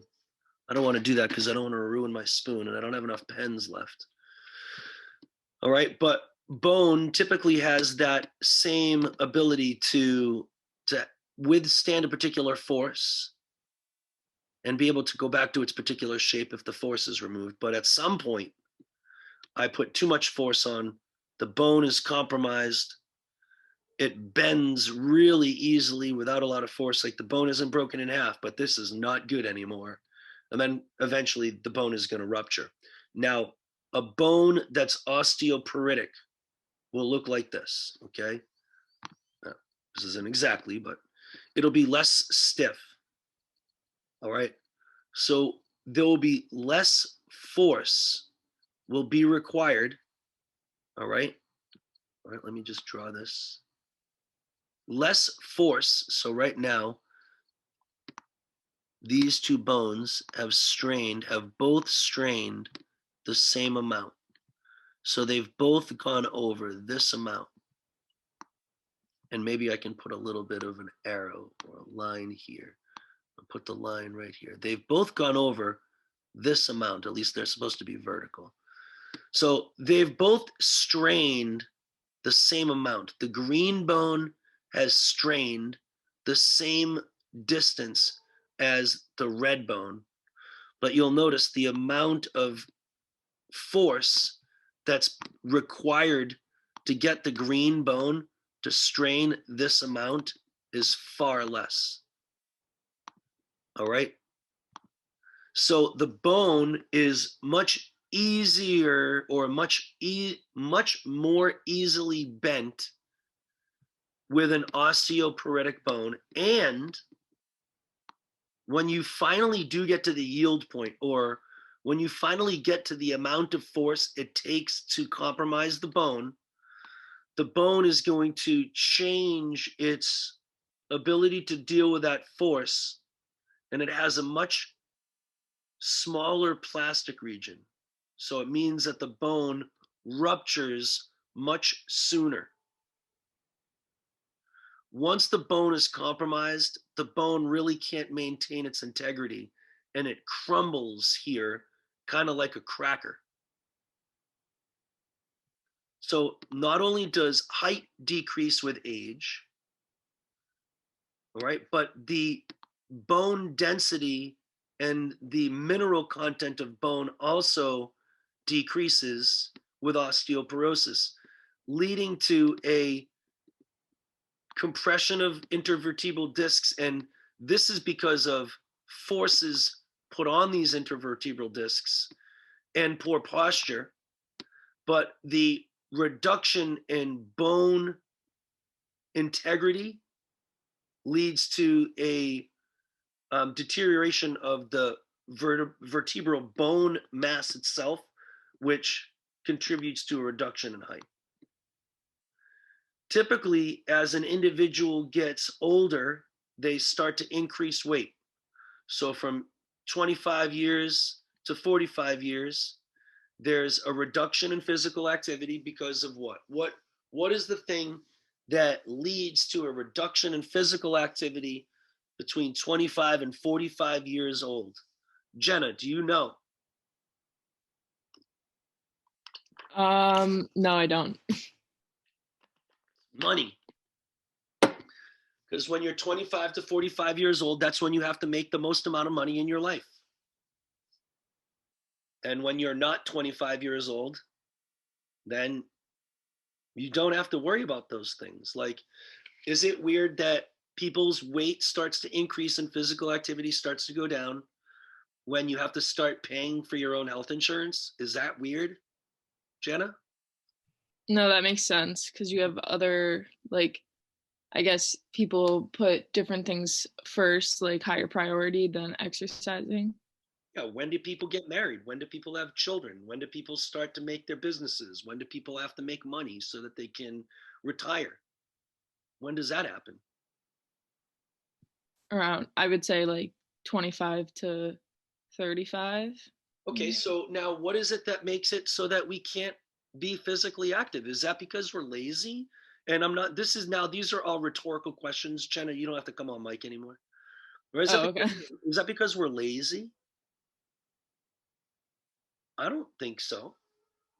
I think it's because I'm not lazy. I'm not a lazy man. I just can't be physically active as much as I want because I got to drive to work, because I got to make a dollar, because I got to make things happen. So could it be the case that I have a sense of disablement? I have a sense of like, I want to go outside and walk. I'm sure everybody does, but we got to make a dollar. And because of that, there's an environmental stress that makes it so that you can't be physically active as much as you want. Typically, though, the increase in weight as people get older is because there's a reduction in physical activity. But then again, we try to reduce physical activity in everything we do. Like even if you go like on a recreational fishing trip with your friends, go deep sea fishing, right? You don't even fish. You put the fishing pole in the fishing pole holder and sit there and wait and watch the fishing pole holder fish for you. You know what I mean? So like we even still find ways to like not do physical activity, even though we could do physical activity. All right. There is also a loss in body mass, but that loss in body mass is associated with a reduction in physical activity. But also, as you get older, there's a reduction in appetite. And I believe Tatiana said that she would be working with appetite and nutrition. So it's important, if you don't have the right nutrition and aren't getting the right calories, and you're only getting 1,200 calories in, then slowly but surely, your fat-free mass is used for fuel, and your strength is going to be reduced, and your ability to do activity, a daily living, is going to be reduced. And then you can't do your chair transfers and go see your grandkids, and it could potentially lead to a sense of disablement. So all of these factors are things now that we can pay attention to and that you can have as careers and jobs and stuff. And I don't know, I always thought that having a different route was a good option for us. In regards to height and weight, it seems as though that the height is pretty stable up until about 40 years of age. And then there's a reduction in both males and females that are pretty similar. For the males, there is an increase in weight up until about the age of 40, 45 years old. And then this reduction in weight here is accompanied by a reduction in weight loss and a reduction in fat-free mass. All right, for females, there's an increase in weight until about 50 years old, and then it starts to level off. Those are things that you would probably be able to predict.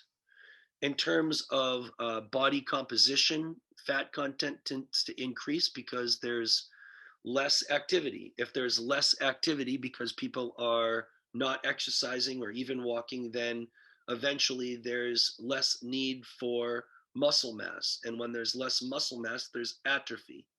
And when there's atrophy, there's less fat mass.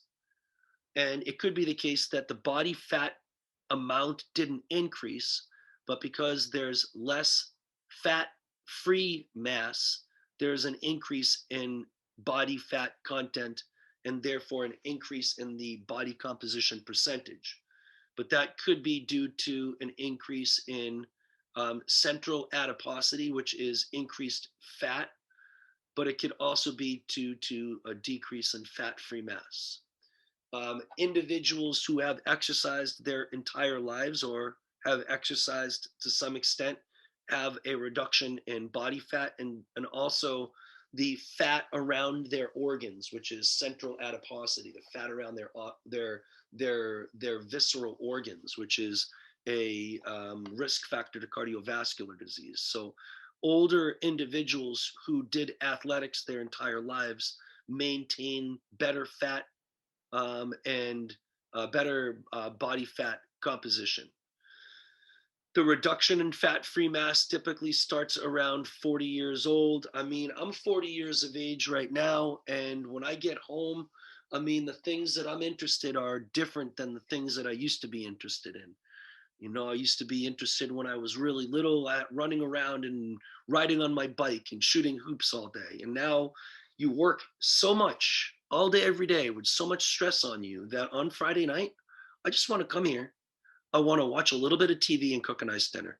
and I want to take a rest and go and, and relax, because life is not relaxing. But because of that, I don't exercise nearly as much as I used to. I mean, was a Division I gymnast.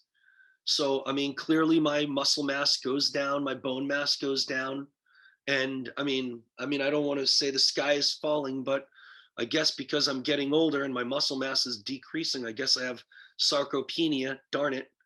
One of the causes of sarcopenia is lack of physical activity, but it is also the case that there's a reduction in the enzymes that are making actin and myosin. So a lifetime of physical activity is going to make it so that the synthesis of proteins in your body can maintain their efficiency and their integrity. All right. But as you get older, the ability to make protein, to make muscle reduces, particularly because there is a reduction in growth hormone, insulin-like growth factor, and for females, estrogen. This graph shows a study where they had a number of male and female endurance exercisers, and it looked at their muscle mass, I believe is a quadricep, and it shows that pretty stable muscle mass. And then at about 45, 55 years old, there's a reduction in their muscle mass of their quadricep. You'll note that there's a little bit of a steeper reduction for males than it is for females, but they're actually not 100% sure why that is the case. Let's show you this video because videos are super fun.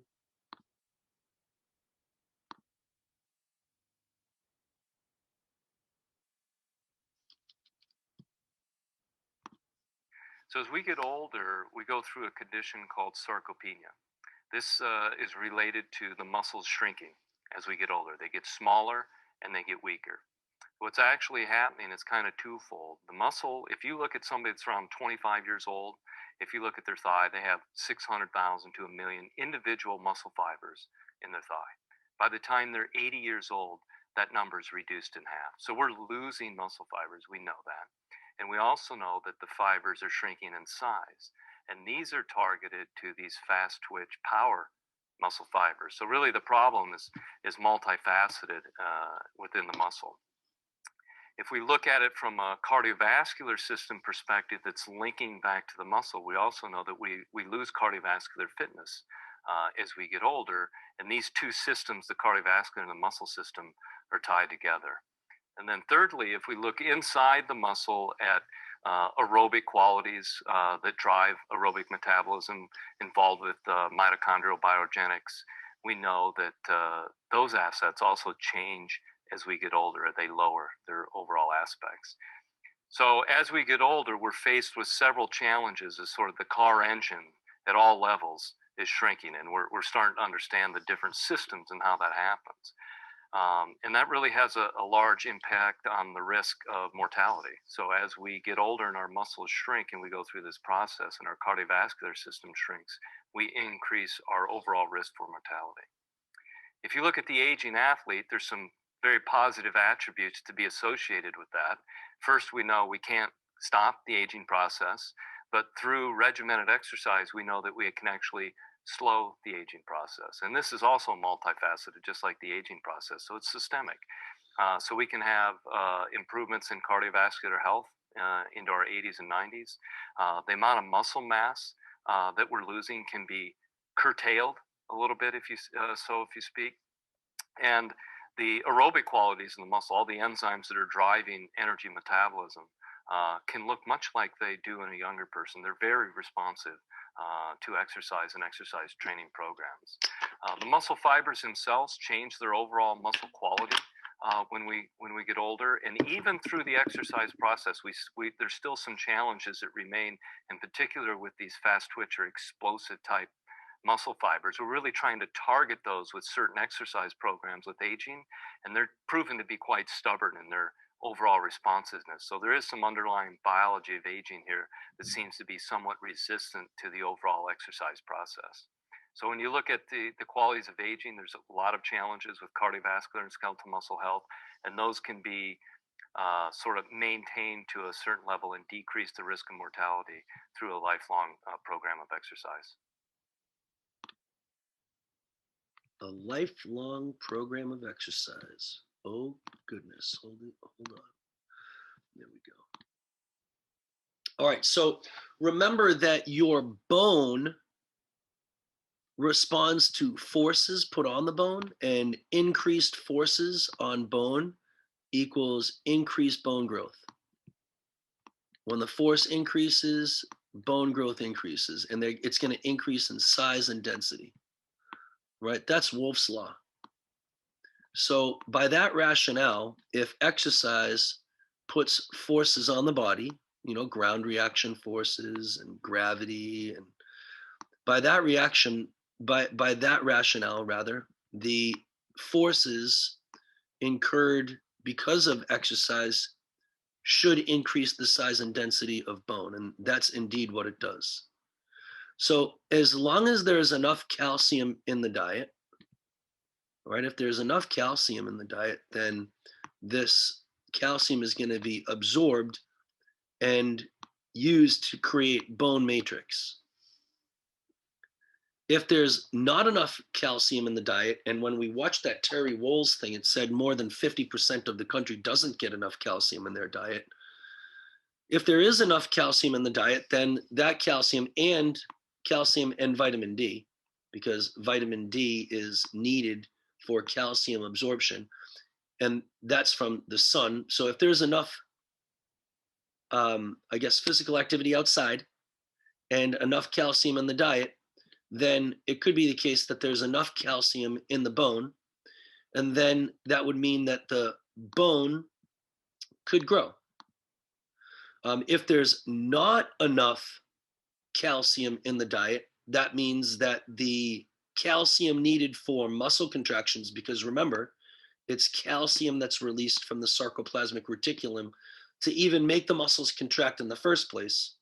If there's not enough calcium in the diet, the calcium from the bone is going to get reabsorbed into the blood and used to help make your heart contract and your muscles contract and your intercostal muscles contract so you can breathe. So we got to make sure we have enough calcium in the diet to make it so that the bone mineral content stays strong. All right, now that bone mineral content can reduce because of a lack of weight-bearing exercise, because there's a reduction in forces. So it's the opposite can be the case too, right? Detraining. We talked about that term earlier in chapter 9, detraining. All right, now in the gym, I take measurements every Wednesday. I showed you before, and I do take a look at bone mineral content. And I'm specifically interested in bone mineral content among gymnasts, because gymnasts do gymnastics inside. And because they're indoors, they don't get a lot of sunlight. And because they don't get a lot of sunlight, they could be deficient in vitamin D. So I'm interested in the case that in whether or not some of the bone-related issues like Osgood-Schlatter's disease and growth plate issues are due to the fact that they're in the gym for 4 hours a day every day and don't get enough outdoor activity. All right, but that's for younger athletes, and we're talking about older athletes here anyway. But if there is not enough calcium in the diet, then the calcium is going to come from the bone so that the muscles and heart can contract. And we want to make sure it goes to bone synthesis so that bone doesn't become osteoporotic and brittle. In regards to the other body composition variables like body weight as you get older typically reduces. Percent body fat as you get older typically increases. The amount of fat mass typically is going to increase. And actually, this right here is not necessarily always the case. All right, it could be the case that muscle, remember, weighs more than fat. So it could be the case that as the fat-free mass increases and the fat mass decreases, there's still an increase in body weight because of obesity. So this isn't necessarily always the case, but typically fat-free mass will reduce, fat-free mass will increase, percent body fat will increase. All right, the fat mass is increasing, the fat-free mass is decreasing, the percent body fat is going to show up as an increase there. And these are graphs here that are going to reflect what we just talked about. And it shows an individual who was sedentary, first of all. So let's just take a look at this side of the graph, and this is males and females. This is looking at an older and a younger individual. Typically, a younger male is going to weigh about 75 kilograms. It's what I weigh, about 155, 160 pounds. And a female is going to be a little bit lighter, right? That's typically what you'll see. And as they get older, you'll see that males are still weighing more than females. All right, but you'll see as they get older, there's an increase in the weight. All right, and you would typically see an increase in weight. Now, that increase in weight is probably going to be accompanied by a reduction in fat-free mass. So the increase in weight here is typically because of an increase in fat mass. And typically it's going to go from adipose fat to visceral fat. So this is an older sedentary individual. And when you compare that to a trained individual, you'll notice that a trained individual, right, a younger individual weigh about 75 kilograms male. And then their age-matched counterparts will be at about 70 kilograms. So you'll see a trained individual, both male and female, are going to weigh typically less than an individual who's sedentary. And that's pretty intuitive. All right, now an individual who is younger and older, all right, you'll notice that here, admit Tatiana, here as an individual gets older, their weight increases. But here as an individual who's trained gets older, their weight decreases. Typically, this is because of a loss of fat-free mass, and this is because of a gain in fat mass. All right, next graph. Next graph shows relative fat percent. So for a sedentary individual, you'll see for a male, the average relative fat percent or body composition is about what, 18% is normal for males.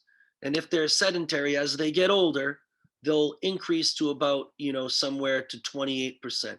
So there's an increase in fat percentage for older males. For younger females, you'll see there's a similar increase as they get older. And you'll see that someone who is trained is obviously going to be lower in both instances in terms of their relative fat percent. But no matter what, even if you're trained, there's going to be an increase in the relative fat percent for males and females as you increase in age. That increase in fat percent seems to be about 1% per year. In regards to fat mass, you can see here that, again, younger individuals have about 12 to 13 kilograms of fat mass in their body. And as they get older, that increases. An individual who is sedentary, however, is going to increase in age more than 10 kilograms of fat mass over an individual who's trained. All right, so fat mass increases. And then you'll see here that with age, this is fat-free mass. So this is muscle mass and bone mass. You'll see there's a reduction in fat-free mass with age, both for sedentary individuals and for trained individuals. All right, it seems as though this reduction in fat-free mass is going to happen. It's how can we make it slower? How can we make it so that we can continue to perform our activities of daily living so that you can continue to maintain your role in society so your level of disablement can remain low. One good thing is it appears as though that training and exercise and physical activity, along with exercise, which is what Tatiana mentioned, which is pretty astute, is the easiest way to help reduce the impact of age in regards to each one of these variables that we just talked about. All right, so increasing knowledge regarding the impact of diet and exercise is also very important. Another thing that interferes with all of this as you get older is the efficiency or the health of your brain and your neurological system.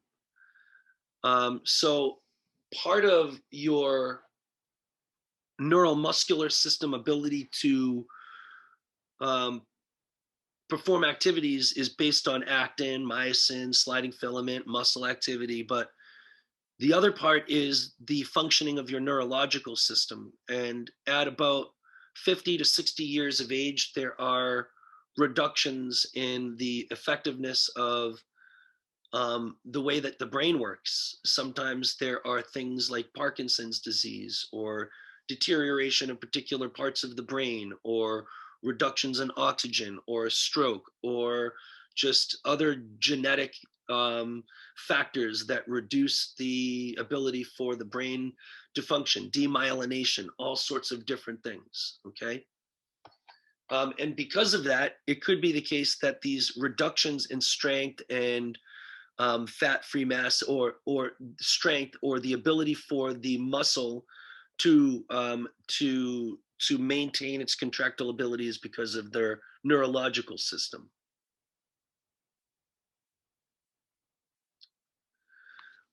With aging, there could also be a reduction in particular muscle fiber types.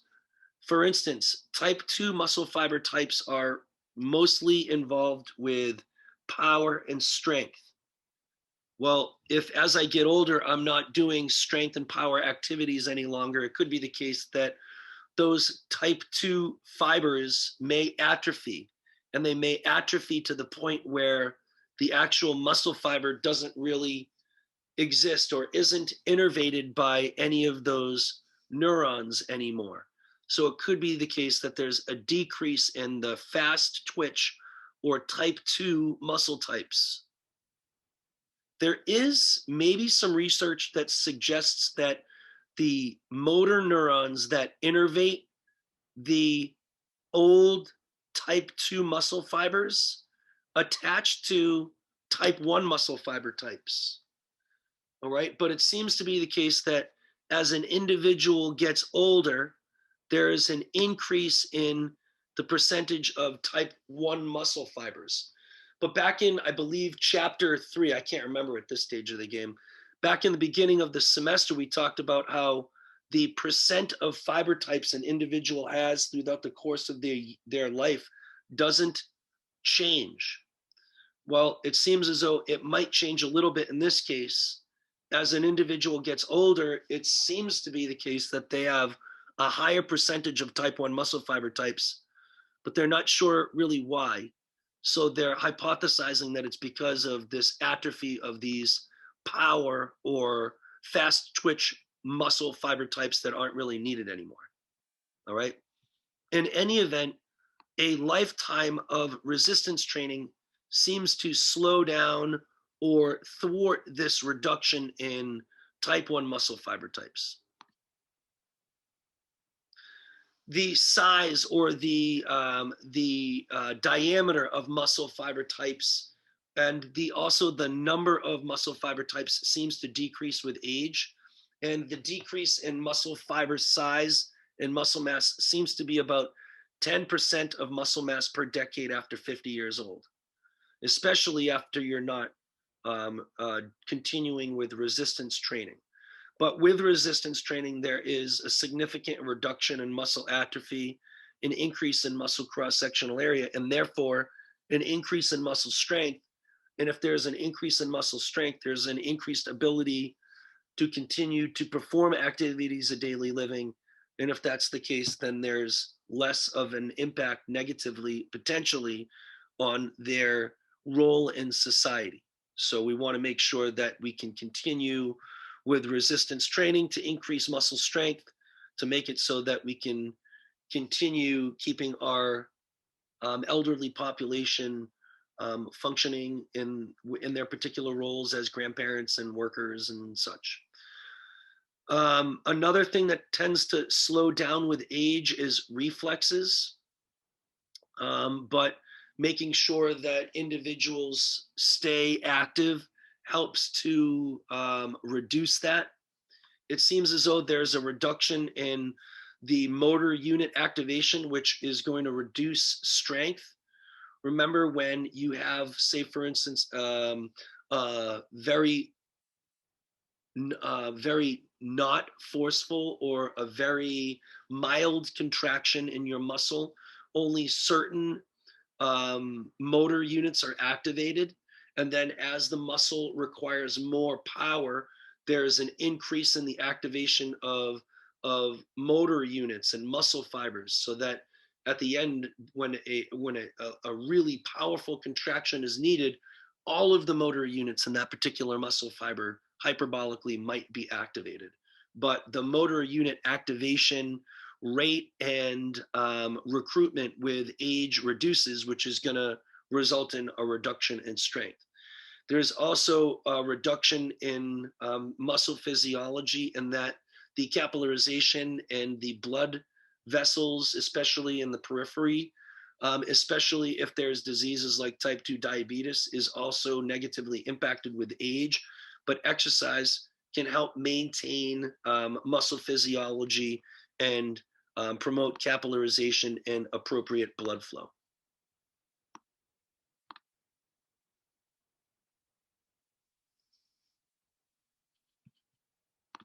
My group works both in athletes as well as in patients and older healthy people.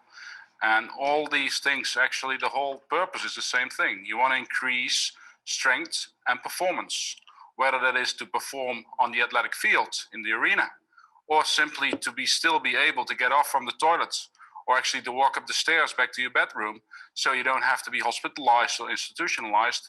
It's basically all the same. However, the importance, of course, and especially the clinical relevance, gets much more important with the patient groups. So physical exercise training is important for all areas and all populations in order to maintain functional capacity and actually have a normal active lifestyle that is supportive.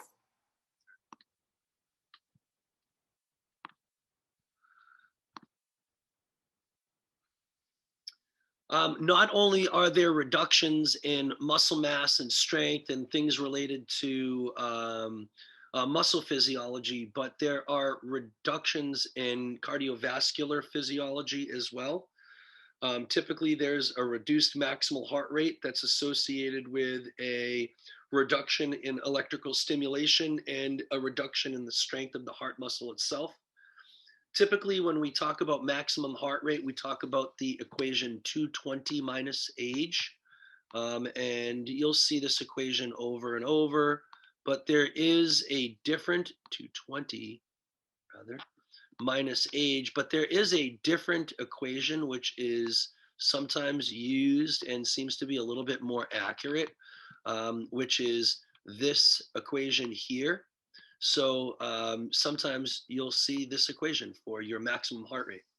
It seems as though regardless of exercise status, maximum heart rate reduces every year of age. So for an individual who is 60 years of age, it's typically going to be 220 minus 60, or 0.7 multiplied by 60 and use 208 minus that number. That will give you your maximum heart rate. But typically, exercise does not seem to reduce the maximum heart rate as an individual ages. And typically that, or not typically, but that might be because of electrical or receptor changes within the heart for electrical activity. And that is also the case for active and sedentary people. So a lifetime of physical activity will not reduce maximum heart rate. So that is something to be aware of. All right, let's clear these. Now, one of the things that reduces with age is maximum stroke volume, and that happens because the heart is not as strong anymore. All right, and also there's a reduced response to catecholamines. Remember, the catecholamines are norepinephrine and epinephrine. Those are the hormones secreted by your adrenal cortex to increase your heart rate and vasodilation. Those are the sympathetic nervous system hormones, the hormones of your autonomic nervous system that makes it so you have fight or flight. So there's a reduction in the strength of the heart, and there's a reduced response to those fight or flight or get your heart rate up and increase heart rate. There's a reduced response to those hormones. There's a stiffening of your left ventricle. The left ventricle is the part of your heart that's going to push blood out to your body. There's a stiffening of the left ventricle. All right. It seems to be the case, though, that exercise seems to reduce or stop the decline in the stroke volume, the maximum stroke volume. Exercise reduces or stops the decline in stroke volume, most likely because it maintains the integrity or the strength of the heart material. There's also a reduction in VO2 max with age. That seems to be because of this reduction in cardiac output as well. It seems, though, that it's probably due more to this reduction, this linear reduction in heart rate, than it seems to be the case with the maximum stroke volume. One of the major increases for this cardiovascular aging is sedentary behavior. Think about how much time we all spend on TikTok, or just sitting and watching television. I love watching American Idol. I didn't watch it last night, but I will watch it today. But, it's just these little habits that we have, or, it's a nice, beautiful day. I want to go sit on my balcony, or it's raining out, or, there's so many different excuses, but it's sedentary habits along with nutritional habits that, remember, we watched that Conrad Esselstyn said that with good exercise and cardiovascular habits, we can almost get rid of all cardiovascular dysfunctioning. One of the problems with sedentary behavior is that the inner walls of your blood vessels starts to become deteriorated, and it makes blood clots and all sorts of other endothelial issues. But good thing with exercise, there's a reduced risk associated with better arterial wall functioning and better cardiovascular and heart signaling from your atrioventricular node and your electrical impulses in your heart.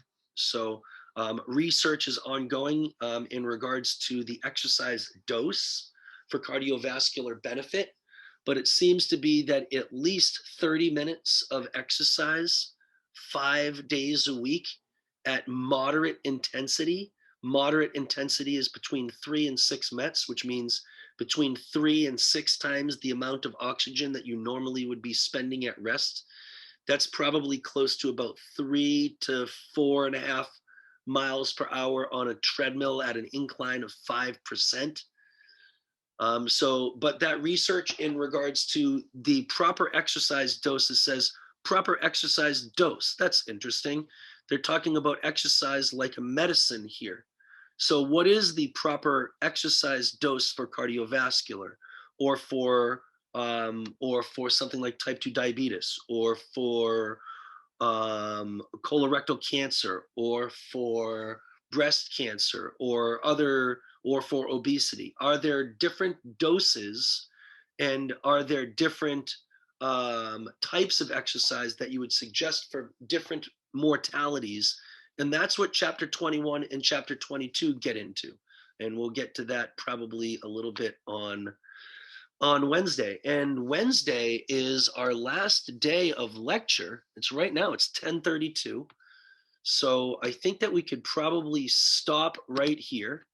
All right. It seems to be the case that if you continue with this chapter, you'll notice that exercise, a lifetime of exercise, leads to reduced risk for pretty much every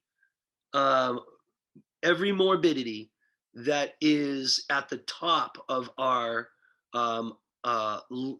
modifiable morbidities, like cancer, cardiovascular disease, obesity, type 2 diabetes, and many different psychological dysfunctions and sleep-related issues and such. So exercise, a lifestyle of exercise, is beneficial for all of us. And exercise is important at reducing cardiovascular risk of falls, maintaining activities of daily living, and also probably our first line of defense prior to pharmacotherapy, and also our first line of defense prior to surgery. So we want to exercise. Not everybody does it, but it's something that we can all do. We just got to go take a walk. Go take a 30-minute walk, 5 times a week. I think that'll probably be beneficial to most people. All right. So I hope that you all have a great day.